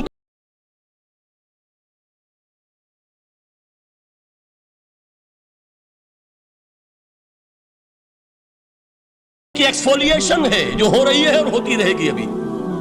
اور دوسرے علم ہے وہ کس نے دی؟ اللہ نے دی. لا یحیطون بشیء من علمہ الا بما شاء، مخلوق میں سے کوئی اللہ کے علم میں سے کسی شے کا احاطہ نہیں کر سکتا مگر وہ جتنا اللہ دینا چاہے۔ لیکن یہ کہ تمام علوم میں چوٹی کا علم قرآن، نوٹ کرتے جائیے، اب چوٹی کی چیزیں جمع کیجیے۔ اللہ کے ناموں میں چوٹی کا نام رحمان، اللہ نے جو کچھ انسان کو سکھایا اس میں چوٹی کا علم قرآن۔ خلق الانسان، انسان کو پیدا فرمایا۔ سوال یہ کہ حیوانات کو کس نے پیدا فرمایا؟ آسمان کس نے پیدا کیے؟ زمین کس نے پیدا کی؟ فرشتے کس نے پیدا کیے؟ کیا مطلب خلق الانسان؟ اس کی تمام مخلوقات میں اس کا کلائمیکس، اس کی تخلیق کی معراج، اس کے تخلیق کا نقطہ عروج انسان ہے۔ یہ ہے کہ جو مسجود ملائک بنا ہے۔ وَلَقَدْ كَرَّمْنَا بَنِي آدَمَ وَحَمَلْنَاهُمْ فِي الْبَرِّ وَالْبَحْرِ وَرَزَقْنَاهُمْ مِنَ الطَّيِّبَاتِ وَفَضَّلْنَاهُمْ عَلَى كَثِيرٍ مِّمَّنْ خَلَقْنَا تَفْضِيلًا۔ تو تخلیق میں سب سے اونچی تخلیق انسان کی، علموں میں سب سے اونچا علم قرآن کا، اللہ کے ناموں میں سب سے اونچا نام رحمان۔ اب آئیے چوتھی چیز، علمہ البیان، انسان کو بیان کی صلاحیت عطا فرمائی۔ کیا اور کوئی صلاحیت عطا نہیں کی؟ بینائی کس نے دی؟ اللہ نے۔ اسی طریقے سے سماعت کس نے عطا فرمائی؟ اللہ نے۔ کتنی فیکلٹیز ہیں، کتنے ایکسٹرنل آرگنز ہیں سینس کے، کتنے انٹرنل سینسز ہیں جو اللہ نے دیے ہیں۔ لیکن یہاں بھی سمجھ لیجئے جتنی فیکلٹیز ہیں ہیومن فیکلٹیز، ان میں ٹاپ کی فیکلٹی جو ہے وہ اسپیچ ہے، کلام ہے، بیان ہے۔ جن لوگوں نے میڈیکل سائنس کا مطالعہ کیا ہے وہ جانتے ہیں کہ یہ برین ہے، ہیومن برین، اس برین میں جو وہ اوپر ایک زرد سا مادہ ہوتا ہے، گرے میٹر، اس کی ایک کوٹنگ ہوتی ہے، یہ ہائیسٹ ایوالوڈ فارم ہے، اور اس میں سب سے بڑا رقبہ جو ہے وہ اسپیچ سینٹر کہلاتا ہے۔ اسی لیے انسان کو حیوان ناطق کہتے ہیں۔ حیوان کے اور انسان کے مابین امتیاز قائم کیا گیا، نطق، گویائی، بولنا۔ اب یہ کیا چیز ہوئی؟ انسان کی صلاحیتوں میں سے سب سے اونچی صلاحیت، 4 آیتیں ہو گئی نا۔ اللہ کے ناموں میں سب سے چوٹی کا نام رحمان، اس نے جو علوم پیدا کیے ان میں چوٹی کا علم قرآن، اس نے جو مخلوقات پیدا فرمائی ان میں چوٹی کی مخلوق انسان، انسان کو جو صلاحیت اور استعدادات عطا فرمائی ان میں چوٹی کی استعداد بیان۔ جمع کیجئے، نتیجہ کیا نکلے گا؟ وہ نتیجہ ایک حدیث نبوی کی شکل میں سامنے آتا ہے۔ پہلی حدیث میں نے یہی پڑھی تھی، اس کے راوی کون ہے؟ عثمان ابن عفان۔ میں حیران ہوتا ہوں وہ قافیہ یہاں بھی موجود ہے، رحمان، قرآن، بیان، انسان، عثمان، عفان، باپ کا نام بھی اسی وزن پر ہے، عثمان ابن عفان۔ عن عثمان ابن عفان رضی اللہ تعالی عنہ قال قال رسول اللہ صلی اللہ علیہ وسلم، حضرت عثمان شہید مظلوم ذو النورین رضی اللہ تعالی عنہ فرماتے ہیں کہ اللہ کے رسول صلی اللہ علیہ وسلم نے فرمایا، خیرکم من تعلم القرآن وعلمہ، تم میں سے بہترین لوگ وہ ہیں جو قرآن سیکھیں اور سکھائیں۔ قوت بیان جو تمہاری ٹاپ فیکلٹی ہے، اس کا استعمال کسی گھٹیا کام کے لیے نہیں ہونا چاہیے۔ دیکھیں اردو میں محاورہ ہے کہ توپ سے مکھی نہیں ماری جاتی۔ توپ بنائی گئی ہے کسی بڑی شے کے لیے، مکھی مارنے کے لیے توپ استعمال نہیں ہوتی۔ یہ قوت بیان جو ہے، جو ٹاپ موسٹ فیکلٹی ہے ہیومن، جو فیکلٹیز ہیں ان میں سے، اس کا استعمال بھی ٹاپ موسٹ ہونا چاہیے۔ قرآن کو بیان کرو، وہ جیسے کہ علامہ اقبال نے کہا ہے، بلکہ غالباً ان کے قبر پر آس پاس جو اشعار لکھے ہوئے ان میں سے ایک یہ بھی ہے، اگر یک قطرہ خونداری، اگر مشتے پرے داری، بیابامن تو آموزم طریق شاہ بازی را، اگر تمہارے اندر ایک قطرہ بھی خون کا ہے اور مٹھی بھر بھی پر اگر اللہ نے دیے ہیں تو ہے میرے پاس آؤ کہ میں تمہیں شاہبازی کے طریقے سکھاؤں۔ اسی طرح جان لیجئے، اگر اللہ نے قوت گویائی عطا فرمائی، اگر اللہ نے تمہیں حیوان ناطق بنایا، اگر اللہ تعالیٰ نے تمہیں یہ صلاحیت عطا فرمائی، اس صلاحیت کا مصرف دنیا کو نہ بناؤ، اس صلاحیت کا مصرف اللہ کے کلام کو پھیلانے پر اس کو صرف کرو۔ خیرکم من تعلم القرآن وعلمہ، خیر جب لفظ آتا ہے بغیر من کے، ورنہ تو آتا ہے خیر من ہو، تو یہ ہوگی کمپیریٹیو جو ایک ایڈجیکٹیو جو ہوتی ہے، لیکن یہ سپرلیٹیو ڈگری ہے جب بغیر من کے ہوگا۔ خیرکم، دی بیسٹ امنگسٹ یو، جو تم میں بہترین لوگ ہیں وہ کون ہیں؟ من تعلم القرآن وعلمہ، جو قرآن سیکھیں اور سکھائیں، قرآن پڑھیں اور اسے بیان کریں۔ آج جان لیجئے سب سے بڑی ضرورت اس بات کی ہے کہ آج کا قرآن پڑھیں۔ آپ حیران ہوں گے کہ یہ کیا کہا اس نے۔ دیکھیے قرآن اترا ہے 1400 برس پہلے، لیکن تا قیام قیامت نوع انسانی کو جتنے مسائل در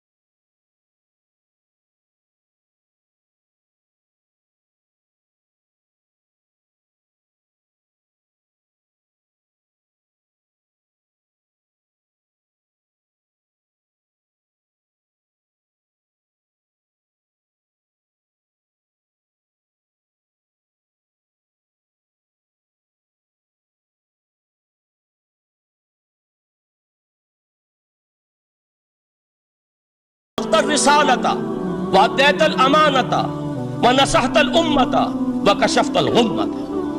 ہاں حضور ہم گواہ ہیں، آپ نے امانت ادا کرنے کا حق ادا کر دیا، رسالت کے فرائض کا حق ادا کر دیا، امت کی خیر خواہی کا حق ادا کر دیا، اور آپ نے گمراہی کے پردوں کو چاک، اندھیروں کو چاک کر دیا۔ 3 مرتبہ حضور نے سوال کیا، 3 مرتبہ جواب لیا، پھر آپ نے نگاہ آسمان کی طرف اٹھائی، انگشت شہادت سے 3 مرتبہ اشارہ کیا، اللہم اشہد، اللہم اشہد، اللہم اشہد، اے اللہ تو بھی گواہ ہے، یہ مان رہے ہیں کہ میں نے یہ قرآن ان تک پہنچا دیا۔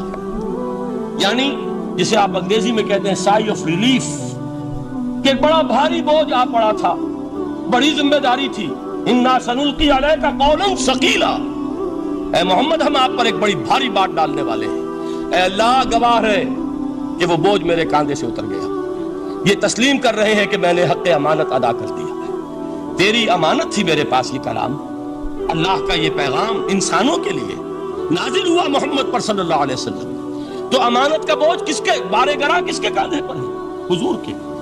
اگر ادا نہ کرتے، ابھی وہ آپ نے آیت سنی تھی، یا ایھا النبی بلغ ما انزل الیک من ربک فإن لم تفعل فما بلغت رسالتہ، یا ایھا الرسول، اے رسول صلی اللہ علیہ وسلم پہنچا دیجئے جو کچھ نازل کیا گیا ہے آپ پر آپ کے رب کی طرف سے، اور اگر بالفرض آپ نے ایسا نہ کیا تو امانت کا حق ادا نہیں ہوگا، رسالت کا حق ادا نہیں ہوگا۔ حضور نے پہنچا کر گواہی لے کر جیسے کہ ایک اطمینان کا سانس لیا، اللہم اشہد، اللہ تو بھی گواہ رہے۔ اس کے بعد آپ نے فرمایا تھا وہ چھوٹا سا جملہ جو آپ میں سے ہر شخص بآسانی یاد کر کے اٹھ سکتا ہے، فَلْيُبَلِّغِ الشَّاهِدُ الْغَائِبَ، اب پہنچائیں وہ جو یہاں ہیں ان کو جو یہاں نہیں ہیں، اس لیے کہ میری رسالت پوری نوع انسانی کے لیے ہے۔ وقت فرصت ہے کہاں، کام ابھی باقی ہے، نور توحید کا اتمام ابھی باقی ہے، ابھی تو ہند تک یہ پیغام جانا ہے، چینیوں تک جانا ہے، ابھی یورپ میں اس پیغام کو پہنچنا ہے۔ دی اذانیں کبھی یورپ کے کلیساؤں میں، کبھی افریقہ کے تپتے ہوئے صحراؤں میں، یہ کون کرے گا؟ اے امت محمد، یہ ذمہ داری اب تمہاری ہے صلی اللہ علیہ وسلم۔ اسی کو آپ نے مزید تاکیداً فرمایا، بلغوا انی ولو آیۃ، میرا کوئی امتی بھی اس سے بالکل فارغ نہ رہ جائے، بالکل محروم نہ رہے، ایک آیت بھی پہنچا سکتا ہو تو پہنچائے۔ یہ ہے وہ ذمہ داری کہ جو اس حدیث کی روح سے خیرکم من تعلم القرآن وعلمہ، ایک ہوتا ہے ذمہ داری کو ایک بوجھ کی حیثیت سے، ایک فرض کی حیثیت سے بیان کرنا، یہاں ہے تشویق اور ترغیب کا انداز۔ کون نہیں چاہتا کہ میں بہتر سے بہتر کیریئر اختیار کروں؟ کون نہیں چاہتا کہ میری زندگی اعلیٰ سے اعلیٰ ہو؟ کون نہیں چاہتا کہ میرا وقت جو ہے اس کی بڑی سے بڑی قیمت مجھے ملے؟ کاش کہ ہمیں معلوم ہوتا کہ قرآن کا سیکھنا اور سکھانا کتنا اعلیٰ کیریئر ہے۔ کاش کہ ہمیں معلوم ہوتا کہ قرآن کی تبلیغ اور دعوت اس میں جو لمحہ گزر رہا ہے وہ کتنا قیمتی ہو گیا ہے، اس کا کتنا بڑا اجر و ثواب اللہ کے ہاں ملنا ہے۔ تو خیرکم من تعلم القرآن وعلمہ، تم میں سے بہترین لوگ وہ ہیں جو قرآن سیکھیں اور سکھائیں۔ دوسری حدیث حضرت عمر سے مروی ہے رضی اللہ تعالیٰ عنہ، یہ پہلی روایت متفق علیہ تھی، بخاری اور مسلم دونوں میں موجود ہے۔ دوسری روایت صحیح مسلم کی ہے، حضرت عمر فرماتے ہیں قال قال رسول اللہ صلی اللہ علیہ وسلم ان اللہ یرفع بہذا الکتاب اقواما ویضع بہ آخرین، اللہ اب اس کتاب کے ذریعے قوموں کو اٹھائے گا اور اسی کو ترک کرنے کے باعث رسوا کر دے گا۔ یہ ہے اب ابد الآباد تک کے لیے، خاص طور پر مسلمانوں کے لیے اللہ تعالیٰ کا یہ قانون۔ اس کتاب کو لے کر اٹھیں گے سربلند ہوں گے، اس کتاب کو پیٹھ دکھائیں گے ذلیل کر دیے جائیں گے۔ یہ گویا کہ اب امت مسلمہ کی قسمت جو ہے وہ تلے گی اس کتاب کی میزان میں، اسی میں طے ہوگا کہ ان کے لیے عروج ہو یا زوال ہو۔ اسی کو وہ جواب شکوہ میں علامہ اقبال نے سادہ ترین الفاظ میں کہا تھا، وہ زمانے میں معزز تھے مسلمان ہو کر اور تم خوار ہوئے تاریک قرآن ہو کر۔ فارسی میں اسی کو مفہوم کو جو ادا کیا ہے جس خوبصورتی سے، اس کا تو جواب نہیں ہے کہ اے مسلمان خوار از مہجوری قرآن شدی، تم جو ذلیل و خوار ہو گئے ہو دنیا میں۔ ایک سوال شاعر نے کبھی کیا تھا نا، بڑا پیارا سوال تھا، ہے آج کیوں ذلیل کہ کل تک نہ تھی پسند گستاخی فرشتہ ہماری جناب۔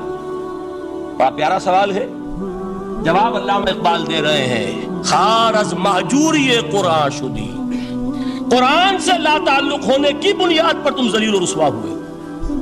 شکوہ سنجے گردش دوراں شدی، گردش دوراں اور گردش فلک اور فلک ناہنجار اور فلک کج رفتار، اس کو خامخواہ گالیاں دے رہے ہو، اس کا خامخواہ شکوہ کر رہے ہو، شکایت کر رہے ہو، یہ تو ہے باد صبائی ہما آوردہ دست، یہ تمہارے اپنے کرتوتوں کی سزا ہے جو تمہیں مل رہی ہے۔ تم نے قرآن کو پیٹھ دکھائی، تم ذلیل و رسوا کر دیے۔ خار از مہجوری قرآن شدی، شکوہ سنجے گردش دوراں شدی، اے جو شبنم بر زمیں افتندئی، در بغل داری کتاب زندئی، اے وہ قوم جو شبنم کی طرح زمین پر پڑی ہے، اغیار اسے پاؤں تلے روند رہے ہیں، جیسے آپ صبح کو سیر کرنے نکلتے ہیں، سبزے پر پڑی ہوئی شبنم اسے آپ روندتے ہیں اپنے قدموں تلے۔ اے امت محمد، آج تو دنیا کی قوموں کے سامنے اسی طرح پابال ہے، سرنگوں ہے، لیکن ہوش میں آ کہ تیری بغل میں وہ کتاب زندہ موجود ہے، وہ کتاب زندہ جس نے کہ دنیا میں یہی جزیرہ نما عرب وحشی لوگوں کا مسکن، نہ یہاں علم، نہ یہاں تمدن، نہ یہاں تہذیب، نہ یہاں تنظیم، کوئی ڈسپلن نہیں، کوئی حکومت نہیں، کوئی تہذیب نہیں، کچھ نہیں، تاریکیاں ہی تاریکیاں۔ یہی کتاب تھی جس نے اسے منور کیا، یہی کتاب تھی جس نے دنیا کا امام بنایا، یہی کتاب تھی جس نے دنیا کا معلم بنایا، یہ کتاب تھی جس نے نئے نئے علوم ایجاد کرنے سکھائے، یہ کتاب تھی جس کی بدولت یہی عرب تھے جنہوں نے یونان کے فلسفے اور سائنس کو جو مر چکے تھے انہیں زندہ کیا، ان میں نئی چیزوں کا اضافہ کیا اور اسپین کی یونیورسٹیوں کے ذریعے سے یورپ تک دوبارہ پہنچا دیا۔ یہ وہ کتاب ہے، در بغل داری کتاب زندگی۔ اقبال نے کیسے کیسے شکوے کہے ہیں، اسی قرآن میں ہے اب تر کے جہاں کی تعلیم، جس نے مومن کو بنایا مہو پرویں کا امیر۔ اس قرآن کو لے کر مسلمان نکلا ہے، ایک ہاتھ میں قرآن، ایک میں تلوار۔ برا نہ مانیے، قرآن تلوار کا نام بھی آپ اپولوجیٹک انداز میں نہ لیا کریں۔ انقلاب کی تکمیل تلوار سے ہوتی ہے، انقلاب کی تمہید کسی کتاب سے ہوتی ہے، اچھی طرح جان لیجیے۔ کبھی انقلاب صرف کتاب سے نہیں آیا، کتاب سے ذہن بدلتے ہیں، کتاب سے فکر بدلتی ہے، کتاب سے سوچ بدلتی ہے، کتاب سے ایک جماعت تیار ہوتی ہے، ایک قوت تیار ہوتی ہے۔ وہ 313 جو میدان بدر میں تھے وہ قرآن کا اعجاز کا ظہور تھے، لیکن ان کے ہاتھوں میں تلوار آئی ہے۔ ہم اسے ڈینائی نہیں کریں گے کہ در حقیقت انقلاب محمدی کی تکمیل میں یقیناً تلوار کا حصہ، لیکن یہ تلوار ہاتھ میں لینے والے آتے کہاں سے اگر قرآن کے ذریعے سے محمد الرسول اللہ نے وہ جماعت تیار نہ کی ہوتی؟ وہ کام کیا ہے، یتلو علیہم آیاتہ ویزکیہم ویعلمہم الکتاب والحکمہ، وہ سارا عمل قرآن کے گرد گھوم رہا جس سے وہ جماعت تیار ہوئی۔ اور پھر اقبال نے اس کو بھی 2 جملوں کے اندر ادا کر دیا، ایک شعر کے 2 مصرے، با نشہ درویشی در ساز و دما دم زن، چون پختہ شوی خدرا بر سلطنت جمزن. پہلے ہے وہ نشہ درویشی، وہ فقر، وہ صحابہ کرام کے وہ راتوں کو اللہ کے سامنے کھڑے رہنا، وہ تزکیہ نفس، وہ موعظہ قرآنی، وہ تزکیہ جو قرآن کے ذریعے سے ہو رہا تھا. 13 برس تک ہوا.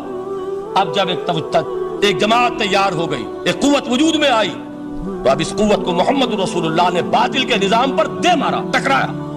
بانشہ درویشی در ساز و دمادم زن، چون پختہ شوی خدرا بر سلطنت جمزن. تبھی وہ انقلاب آیا. جاء الحق وزهق الباطل ان الباطل کان زہوقا. تو اللہ تعالیٰ اس کتاب کو اب میزان بنا چکے ہیں. وبالحق انزلناہ وبالحق نزل. یہ قرآن حق کے ساتھ نازل ہوا ہے، فیصلہ کن کتاب ہے. انہ لقول فصل وما هو بالحزل. یہ قول فصل ہے، حزل نہیں ہے، کسی شاعر کی شاعری نہیں ہے کہ آپ نے تحسین کی تو کیا اور نہ کی تو کیا. یہ کتاب وہ ہے کہ اگر مانو گے تو مہو پرویں کا امیر بنو گے، اور اگر اس کو پیٹھ دکھائے رکھو گے جیسے دکھائی تم نے تو ذلیل کر دیے جاؤ گے، رسوا کر دیے جاؤ گے. جیسے کہ آج کم سے کم 300 برس سے پوری دنیا میں مسلمان ذلیل اور خوار ہیں. خار از محجوری قرآن شدی، شکوہ سنجے گردش دوران شدی. اے چو شبنم بر زمین افتندئی، در بغل داری کتاب زندئی. ان اللہ یرفع بہذا الکتاب اقواما ویضع بہ آخرین. رواہ مسلم. آخری حدیث جس پر کہ میں اپنی گفتگو ختم کر دوں گا، یہ حضرت علی سے ہے رضی اللہ تعالی عنہ. دیکھیے، ایک حدیث حضرت عثمان سے، ایک حضرت عمر سے، ایک حضرت علی سے. یہ سب کون ہیں؟ یہ سب ہمارے ہیں. یہ محمد الرسول اللہ صلی اللہ علیہ وسلم کی تربیت کا شاہکار. حضرت ابوبکر رضی اللہ تعالیٰ عنہ سے بھی ایک حدیث مروی ہے، لیکن اس کا متن مجھے یاد نہیں تھا. مفہوم اس کا یہ ہے کہ جس شخص کو اللہ نے قرآن جیسی دولت دی ہو اور پھر بھی کبھی اس کے دل میں یہ خیال آئے کہ اللہ نے اپنے کسی اور بندے کو کوئی زیادہ بڑی نعمت دی ہے، اس نے قرآن کی ناقدری کی. کسی ملینئر کو دیکھ کر اور بلینئر کو دیکھ کر، کسی کا بہت بڑا محل دیکھ کر اگر تمہارے دل میں یہ خیال آیا کہ یہ دولت بڑی ہے اس دولت سے جو تمہارے پاس ہے قرآن کی، تو تم قرآن کی قدر و قیمت سے واقف نہیں. تمہیں معلوم کیا کہ یہ کتنی بڑی دولت ہے. یہ در حقیقت شرح ہے انہی الفاظ قرآنی کی کہ فَبِذَلِكَ فَلْيَفْرَحُوا هُوَ خَيْرٌ مِّمَّا يَجْمَعُونَ. جو کوئی دنیا جمع کرتی ہے، جن کو قیمتی اشیاء سمجھ کر لوگ جمع کرتے ہیں، ان سے کہیں بڑھ کر قیمتی یہ قرآن ہے. تو حضرت ابوبکر سے یہ مروی، حضرت عمر سے ان اللہ یرفع بہذا الکتاب اقواما ویضع بہ آخرین. حضرت عثمان سے خیرکم من تعلم القرآن وعلمہ. اب آئیے حضرت علی، سیدنا علی رضی اللہ تعالی عنہ. وہ حدیث طویل ترین ہے جو مدح قرآن میں محمد الرسول اللہ سے مروی ہے صلی اللہ علیہ وسلم. پوری حدیث مجھے یاد بھی نہیں ہے اور اس کا وقت بھی نہیں ہے، لیکن بڑی پیاری حدیث ہے اس اعتبار سے. آغاز کیسے ہوا؟ حضرت علی فرماتے ہیں قال رسول اللہ صلی اللہ علیہ وسلم انہا ستکون فتنۃ. ان قریب ایک بہت بڑا فتنہ رونما ہوگا. حضور نے خبر دی فتنے کی. حضرت علی فرماتے اس پر میں نے عرض کیا، قلت، میں نے عرض کیا، مل مخرج منہا یا رسول اللہ. اے اللہ کے رسول، اس سے نکلنے کا راستہ کون سا ہوگا؟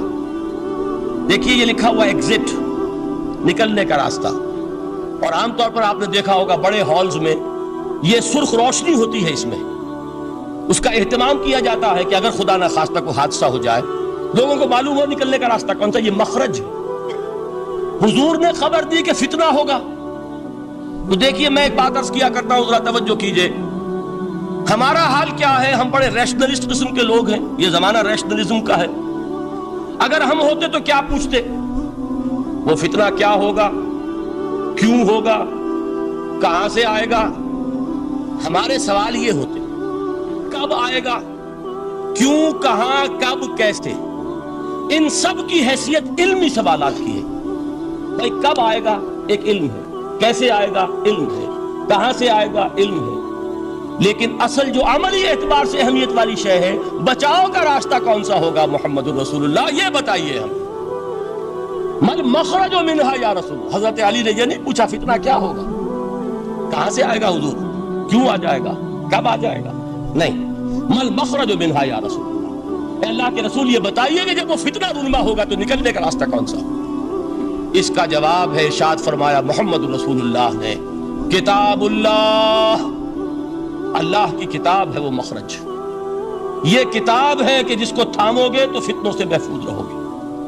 اس کے بعد آپ فرماتے ہیں فیہ نبأ ما قبلکم وخبر ما بعدکم وحکم ما بینکم، اس میں تم سے پہلوں کی بھی خبریں موجود ہیں، عاد اور سمود اور قوم نوح اور قوم ہود اور قوم لوط اور قوم صالح اور آل فرعون، یہ کون ہے؟ من قبلکم، تم سے پہلے، وفیہ خبر ما بعدکم، جو کچھ تمہارے بعد ہونے والا ہے اس کی خبریں بھی موجود ہیں، لیکن وہ کیسے ہوں گی؟ وہ بٹوین دی لائنز ہوں گی، وہ بین السطور ہوں گی۔ ان کے لیے انسان کو، آپ کو معلوم ہے ایک عبارت میں سطور ہوتی ہے اور ایک درمیان میں ہوتا ہے، ان کے کچھ لکھا ہوا نہیں ہوتا۔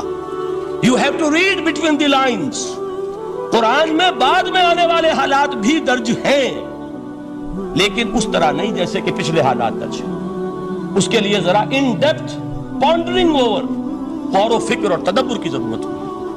وَحُکْمُ مَا بَيْنَكُمْ، اور جتنے اختلافات تمہارے اندر پیدا ہوں گے تا قیام قیامت، ان سب کا فیصلہ بھی اس کتاب میں موجود ہے۔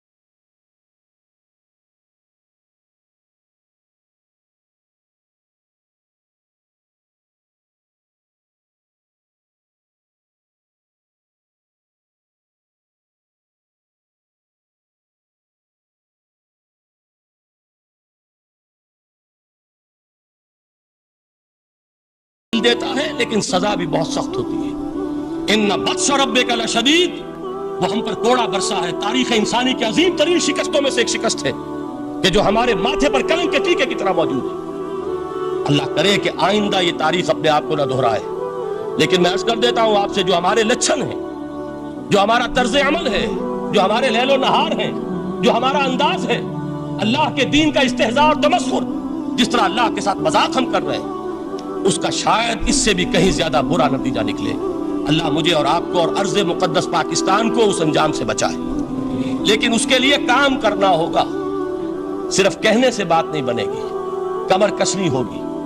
ہمت جو ہے پھر انسان کو اثر نو، ایک نئی تعمیر، ایک عزم، ایک ہاتھ میں قرآن اور ایک میں تلوار لے کر یہ امت پھر دوبارہ میدان میں آئے. بہرحال عرض یہ کرنا تھا. اقبال کہتا ہے از یک آئینی مسلمان زندہ است، بے کرے ملت سے قرآن زندہ است. ماں ہما خاک و دل آگاہ اوست، اعتصامش کن کہ حبل اللہ اوست. تامو اس کو مضبوطی کے ساتھ، حبل اللہ یہی قرآن.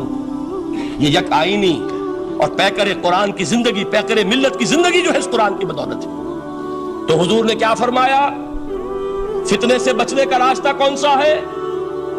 کتاب اللہ فیہ نبأ ما قبلکم وخبر ما بعدکم وحکم ما بینکم وہو الصراط المستقیم وہو حبل اللہ المتین وہو الذکر الحکیم. ایک 3 جملے اور سن لیجئے. هو الذی لا یشبع منہ العلماء ولا یخلق عن کثرت الرد. یہ قرآن وہ شے ہے جس سے اہل علم کبھی سیر نہ ہو سکیں گے. ولا تنقضی عجائبہ، اس کے عجائب کبھی ختم نہیں ہوں گے. یہ ہیروں کی وہ کان نہیں ہے کہ جو کبھی خالی ہو جائے کہ سارے ہیرے نکل چکے، اب مزید ہیرے نہیں ہیں. نہیں، علم اور حکمت کے ہیرے اور ہدایت اور حکمت کے موتی اس میں سے ابدالآباد تک نکلتے رہیں گے. ضرورت صرف کھودنے کی ہے. میں نے وہ لفظ استعمال کیا تھا. آج کا قرآن کھودنا ہوگا. آج کی ہدایت اس قرآن سے نکالنی ہوگی. قرآن جب نازل ہوا آن دی سرفیس، بالکل ظاہر وہ تھی اس کی ہدایت جو اس دور کے لیے ضروری تھی. ہمیشہ کی ہدایت اس کے اندر رکھ دی گئی ہے، اس میں مضمر ہے، اس میں چھپی ہوئی ہے. اس کے لیے تدبر کی ضرورت ہے. کتاب انزلناہ الیک مبارک لیدبروا آیاتہ ولیتذکر اولو الالباب. لوگ تدبر کریں، اس کی گہرائیوں کے اندر غوطہ زنی کریں. لا تنقضی عجائبہ، اس کے عجائب کبھی ختم نہیں ہوں گے. ولا یشبع منہ العلماء، اہل علم کبھی اس سے سیر نہیں ہوں گے. آپ کو سخت بھوک لگی ہوتی ہے اور کھانا کھانے کے تھوڑی دیر کے بعد اب آپ کا ہاتھ رک جاتا ہے، سیر ہو گئے. بہترین کھانا ہے لیکن نہیں کھا سکتے. اگر عام حالات میں وہ آتا تو کبھی نہ چھوڑتے، لیکن اب وہ آپ کا میزبان کہہ رہا کچھ اور لیجیے، تناول فرمائیے ذرا. یہ بھائی نہیں، میں اب بھر چکا. یہ آپ کہتے ہیں کہ نہیں؟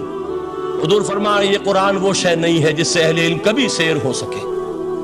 ان کی پیاس بڑھتی چلی جائے گی، ان کے اندر quest of knowledge, search for wisdom بڑھتی چلی جائے. کبھی بھی انسان یہ محسوس نہیں کرے گا کہ مجھے جو لینا تھا میں لے چکا، بلکہ یہ کہ جیسے جیسے قدم آگے بڑھیں گے تہذیب کے، تمدن کے، علم کے، اتنے ہی قرآن جو ہے وہ آگے بڑھتا چلا جائے گا ہر دور کی رہنمائی کے لیے. لا تنقضی عجائبہ ولا یخلق عن کثرت الرد، بار بار کے پڑھنے سے اس پر بوسیدگی طاری نہیں ہوگی. دنیا کی اور کتابیں ہیں، 1 دفعہ پڑھ لیں گے، 2 دفعہ پڑھ لیں گے، 3 دفعہ پڑھ لیں گے، 4 دفعہ پڑھ لیں گے، پھر جی نہیں چاہے گا. لیکن یہ کتاب وہ ہے. امام شافعی کا میں واقعہ آپ کو سناتا ہوں. وہ یہ کہتے ہیں کہ ایک مرتبہ میرے ذہن میں یہ سوال آ گیا کہ اجماع کے لیے بھی قرآن مجید میں کوئی سند ہے، دلیل ہے؟ سب مانتے ہیں کہ اجماع جو ہے سورس ہے قرآن کے اسلامی قانون کی، جس پر کہ امت کا اجماع ہو جائے. تو کہتے ہیں میں نے 300 مرتبہ قرآن پڑھا اول سے آخر تک، صرف اس دلیل کی تلاش میں. 300 مرتبہ مجھے نہیں ملی. 301ویں مرتبہ جب پڑھ رہا تھا مجھے روشنی مل گئی. وہ یبتغی غیر سبیل المومنین کے جو الفاظ آئے ہیں، نولہ ما تولی ونصلہ جہنم، جو کوئی شخص مسلمانوں کے راستے کو چھوڑ کر کوئی اور راستہ اختیار کرے گا ہم اسے اسی کے حوالے کر دیں گے اور جہنم میں پہنچا دیں گے. معلوم ہوا مسلمانوں کا جس پر اجماع ہو جائے اس کو بھی ایک سند حاصل ہے. یہ مسلمانوں کا مجمع علیہ ایک راستہ ہے، اس کو بھی ایک سند اور دلیل کی حیثیت حاصل ہے. اب آخری الفاظ جو میں نے پڑھ کر سنائے تھے شروع میں، 4 الفاظ ہیں چوٹی کے. وہ تو اللہ کرے کہ آپ یاد کریں اس حدیث کا اختتام. ویسے حدیث بہت طویل ہے. قرآن مجید کی عظمت کا بیان محمد الرسول اللہ کی زبانی صلی اللہ علیہ وسلم. قدر گوہر شادانت یا بدانت گوہری. میں نے قرآن کے 3 مقامات سے 7 آیتیں سنائی اور حضور صلی اللہ علیہ وسلم کی چند احادیث سنا رہا ہوں. آخری الفاظ کیا ہیں؟ من قال بہی صدق. جس نے اس قرآن کی بنیاد پر کوئی بات کہی اس نے سچ کہا. ومن حکم بہی عدل. جس نے اس قرآن کی بنیاد پر کوئی فیصلہ کیا اس نے عدل کیا. ومن عمل بہی اجر. اور جس نے اس پر عمل کیا اس کا اجر محفوظ. اور آخری ٹکڑا ومن دعا الیہ ہدی الی صراط مستقیم. جو اس کی طرف بلائے گا اس قرآن کی طرف کسی اور کو ہدایت ہو نہ ہو اس کی ہدایت گارنٹیڈ ہے. ہدی الی صراط مستقیم. یہ ماضی مجہول وہ ہے جو کوئی شے ہو چکی. جو اس قرآن کی طرف لوگوں کو بلائے گا اسے تو ہدایت نصیب ہو گئی صراط مستقیم کی طرف. اللہ تعالیٰ مجھے اور آپ کو اس بات کی توفیق دے. اس قرآن مجید کی عظمت کا انکشاف ہو ہم پر کسی ادنا سے ادنا درجے میں. اس درجے میں تو ہو جائے کہ پھر کسی اور چیز کے پڑھنے میں لذت محسوس نہ ہو. اگر یہ بھی نہیں ہے, اگر ڈائجسٹ پڑھنے میں زیادہ دلچسپی ہے اور شکاریات پڑھنے میں زیادہ دل لگتا ہے, اور اگر بھوت پریت کی کہانیاں, یہ بھی عجیب ہے انسان کا معاملہ. اچھے اچھے عقلاء اور اچھے اچھے بالغ لوگ وہ بھی اس قسم کی اوکلٹ چیزیں پڑھتے ہیں تو معلوم ہوا کہ قرآن مجید سے شناسہ نہیں, قرآن سے تعارف نہیں ہوا, اس کے جمال و جلال سے کوئی حصہ نہیں ملا. اگر یہ ہو جائے کم سے کم جیسے کہ کہا تھا انہوں نے, وہ جو سبع معلقہ کے شاعر ہیں آخری, اب بعد القرآن, کیا قرآن کے بعد بھی گنجائش ہے کہ اب میں شعر کہوں؟ اگر یہ حیثیت ہماری ہو جائے کہ قرآن کے پڑھنے کے بعد اب کسی اور شے کے پڑھنے میں لطف محسوس نہ ہو. جو چیز پڑھیں قرآن کو سمجھنے کے لیے پڑھیں.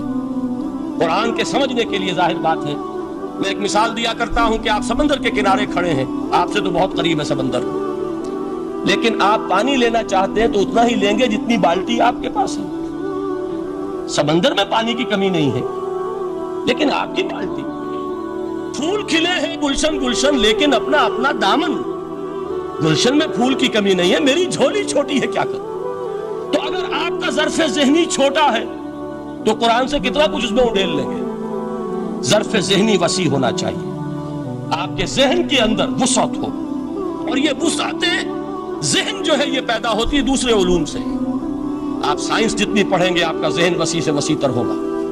فلسفہ جتنا پڑھیں گے ذہن وسیع سے وسیع تر ہوگا. منطق پڑھیے ذہن وسیع سے وسیع ہوگا, تیز ہوگا, شارپ ہو جائے گا.